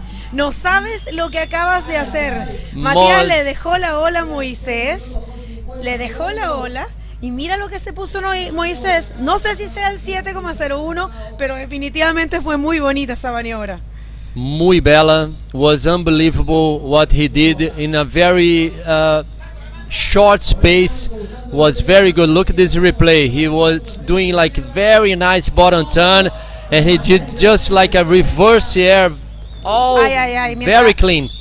Dios mío, Fallo, disculpa que te interrumpa, pero es que están las cosas. Mientras estábamos viendo ese replay, parece que Matías hizo una cuestión gigante porque escuché a todo el mundo allá afuera aplaudiendo. Vamos a ver, director, si tenemos esa última ola del Mati. Ay, papá, mira lo que es esta ola, Fabio, con tamaño. Let's check. Vamos a ver qué se habrá puesto este hombre. Un 360 forward, claro que sí. Textbook. Perfecto. Bellísimo. Bueno, esa es la respuesta. Yo creo que el Mati debió haber dicho, ¿qué hice? ¿Le dejé esa bola al gemelo? No, tengo que hacer algo demasiado heavy en la próxima. Estoy segura que algo así estaban pensando. Wow, qué bestial realmente ese 360 forward. Aquí viene Bartorro. Okay, Rodrigo is going right. He's trying hard to fly on those waves. Let's see what he can get. And a big air, big invert. Rodrigo Silva together with Moisés Silva, his brother. Oh, delivering so good stuff for bodyboard, man. So many maneuvers, nice maneuvers. Rodrigo is going right, Moisés going left. Matias Diaz again a 9.9, the best wave so far from today's hit. In a combining score at 18.9 points. That's unreal, Bego. This is the highest score of the event. Matías Díaz otra vez con el score más grande del evento. ¿Qué es lo que está pasando? Dios mío. Matías, volviendo a las canchas, volviendo a los campeonatos mundiales. El año pasado lo vimos en el frontón, en el evento de World Cup. Pero ahora, en esta primera fecha del Tour Mundial masculino, Matías Díaz logra el score más grande, 2.9. 2.9. Un 9.9. Ah, perdón, 9.9, ciertamente. 9. E Luke Moisés, one 9.75. And here's Rodrigo Silva again. Go, Bego. No, esto es de locos. Yo estoy realmente sin aliento. Miren ahí, continúa. No, de locos. No, esto es de locos. Este hit está tan bueno y tan heavy como el hit de Pierre-Louis, Jeff y Dave. Look at the scores, Bego. 18.9, 18, and now we have the replay from Matias Diaz last wave. Perfecto. Mucho perfecto. Esta manobra é muito difícil.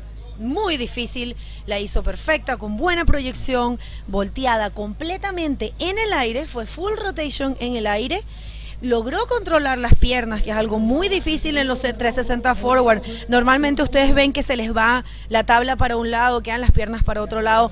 Él no, estaba perfectamente alineado, controló las piernas, controló el aterrizaje y se merece perfectamente el puntaje que recibió. Matías Díaz, con el score más grande del evento hasta ahora, 18,90, nada que envidiarle a ningún hit de ningún rider mundialista. Qué bueno. Por eso yo creo que en Chile se ha hecho un gran esfuerzo para sacar adelante 3 eventos como se está haciendo ahora, después de todo lo que se ha vivido, ¿no? Aquí viene el replay de la última ola de Bartorro, que también fue muy buena. Super bueno. Foi buenaça, ele tirou 8 pontos e agora ele está de volta à bateria, ao jogo. He's back on the game. He just have an 8 point. Look at these scores, man. Matias Diaz with a 9.9 and a 9. Moisés Silvas with a 9.7. This is, and the good thing, I mean, I was saying this is why in Chile we have made a big effort to bring 3 events, because there's a lot of potential and it's growing so fast here, and these guys are the proof that bodyboarding is really solid here in Chile, and it has switched right now. This is the center of bodyboarding, I dare to say. I don't know what you guys think back home, pero para mí definitivamente las cosas cambiaron y ya desde hace un tiempo el centro del bodyboard está acá, y esta es la prueba que tenemos un nivel de bodyboarders, un nivel de olas que hacen que hoy en día estemos posicionados como un centro mundial de nuestro deporte. Así que gracias a la IBC por hacer posible, junto con los organizadores de cada evento, los promotores, hacer posible esta pata latinoamericana que tiene 3 eventos acá y 2 eventos en Brasil, que también es un centro del bodyboard gigante. Vamos a ver entonces, viene Matías demostrando que surfea igual de bien para los dos lados. Nada. Ya, está bueno ya, Matías. Pego, you guys need to be so proud of this, what's happening now. It's so good to see 3 Chilenos at Arica doing this. We was expecting the hits from the Hubbard guys, the Hubbard brothers with PLC will be the best hit, but again, Matias at the last hit of the day doing the best score again, like yesterday. 2 days in a row, Matias doing the best score. No, I mean, this is definitely one of the biggest surprises and one of the biggest moments. So, atención, son los últimos 30 segundos y Bartorro va con todo, necesita un 10 para clasificar. Atención, puede ser este. ¿Será este el 10 que Bartorro necesita para sacar a su propio hermano? No. Muy bien, no hay problema. Surfeaste increíble, de verdad. Qué buen hit. Ele está somente muito feliz com o irmão, e lá vem o irmão Moisés Silva numa direita linda. Let's see what he can get. Oh my God. Oh no. Oh. Boys and girls, was unbelievable stuff today. Thank you so much to having you guys here. Thanks Chile. You guys must be proud of your riders, of your contest, the organization, everybody. Thank you so much, so much, so much. It's like a pleasure to be here in Arica, pleasure to be in a Flopos wave. Thanks Bego to opportunity. It was unreal day. My heart is like choo. The Chile is making me so happy now. Thank you so much. No, Fabio, it's a pleasure to have you, such a legend of bodyboarding, a person that have done so much for our sport. Wow, gente, el último hit. Nosotros normalmente hacemos esto, una recapitulación de lo que más nos ha gustado del evento, pero no creo que nada supere lo que acabamos de vivir. Sí, ciertamente sí, el hit con Dave Hoover y Pierre-Louis fue increíble, pero ver a estos chicos, a los hermanos Silva, que son la nueva generación, que están surgiendo también junto a Matías Díaz, por segunda vez consecutiva, hacer el score más grande de todo el evento, realmente es muy satisfactorio, muy gratificante, nos llena el corazón, y yo creo que ustedes en casa también, Qué lindos momentos. I'm sorry, guys, that I just threw this. That last hit was full Chileans, and for us, it's such a we're so proud to watch these guys surfing like that. They're twins, 19 years old, the Silva brothers, and then there's Matias Diaz. He has always surfed so well, but right now he's seriously in the peak of his career, and I'm telling you, he is one of the cards to win this event. I believe. And you don't need to say sorry to everybody. You have to speak in Spanish. We have a lot of people from speaking in Spanish with us together in our YouTube channel. It's very good to have us speaking English, Portuguese, Spanish, French. Man, it's a world tour. It's good. Temos que falar em português e espanhol. Estou aqui muito feliz, a última bateria do dia, 3 chilenos realmente arrebentando. We was expecting Jeff and Dave Hubbard and PLC hit, and this is the renovation. This is the world tour. This is the next step that we need to touch. We need to grow, and I think we are there. We are there. Also, the job of the French guys, it's been amazing. I have to say, one of the standing riders here also have been the French man, especially young Aymar. Young Aymar coming from being out of the competition, having this second chance on the third day, and just winning all his hits. His surfing so consistent. New names such as Neiver Romero, the Venezuelan, the only Venezuelan, first time competing in World Tour events. Maxime Castillo just showing off. He is being more mature in his surfing, more established, more compact, I will say, surfing really well, also throwing some big scores, and of course the big names. Amaury, which ones are your highlights from the event? I would say a lot of them, like Daniel McDaniel on the first hit against Socrates Santana. Was so good to see those two guys come from the junior divisions. One of them was Mike Stewart's little son, and Socrates was Guilherme Tâmega's little son. You know, it was like beautiful to see this. Beautiful to see the Hubbard brothers together in a hit against PLC. Man, PLC, it's unbelievable guy. Maxime, how was that barrel Maxime took it? How's, Matias, Alan, a lot of names, Bergo. Like, it was unreal day. Like, I told Dion, like on my break, for half an hour break, I was like trying to relax, but I couldn't. Like, I was like watching barrels, maneuvers, people like on the beach. It was totally amazing to be with you guys. I like to help you guys. I like to be with you guys. It's just amazing to have a world tour back to Arica for the first event. Thank you very much, Fabio. And well, for all of you, thank you very much for tuning in. We're very sorry about the inconvenience today. We had some difficulties with the connection. We know that. We are very sorry. Believe me, like I always say, we put our hearts in this. And this is all for you. So thank you for understanding. Thank you for your patience and your love. Muchas gracias a todos ustedes por estar con nosotros, por entender. Tuvimos unas pequeñas dificultades hoy. Sabemos que el internet se estuvo cayendo un poco. Créanos que ponemos la vida en esto. Ustedes son la razón, son nuestra motivación. Así que gracias por su cariño, por su comprensión, su entendimiento. Y bueno, por este lado nos vamos a despedir. Mañana seguimos. Vamos con los octavos de finales. Mangas de hombre contra hombre. Va a estar buenísimo y no se lo pueden perder. Además, el sol está creciendo. Mañana vienen olones y el final de este evento va a ser increíble. Así que eso, por mi parte, Begoña Martínez, me despido. Fabio, uma atualização em português? Sim, eu gostaria de agradecer a todos vocês que falam português, diretamente do Brasil, Portugal, de todas as regiões do mundo inteiro que falam português, entendem português. É um prazer enorme estar aqui com vocês. Como a Bergo falou a gente amanhã vai ter as baterias homem a homem, que se vocês acharam que hoje a gente teve um bodyboard de alto nível, amanhã vocês podem esperar muito mais. So tomorrow we're gonna have so many more action because we have a man-on-man hits.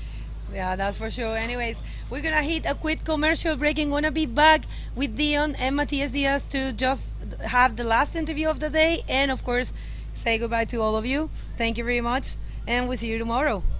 Bye bye. Thank you.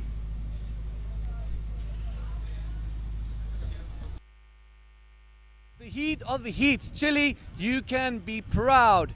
Matias Diaz, what was going on there, man? That was insane. Yeah, the conditions are so really good. I get 2 really good waves, like a perfect waves. So I'm so happy with my performance, man. And you up against the twins, locals that know this wave, and they made it really difficult for you.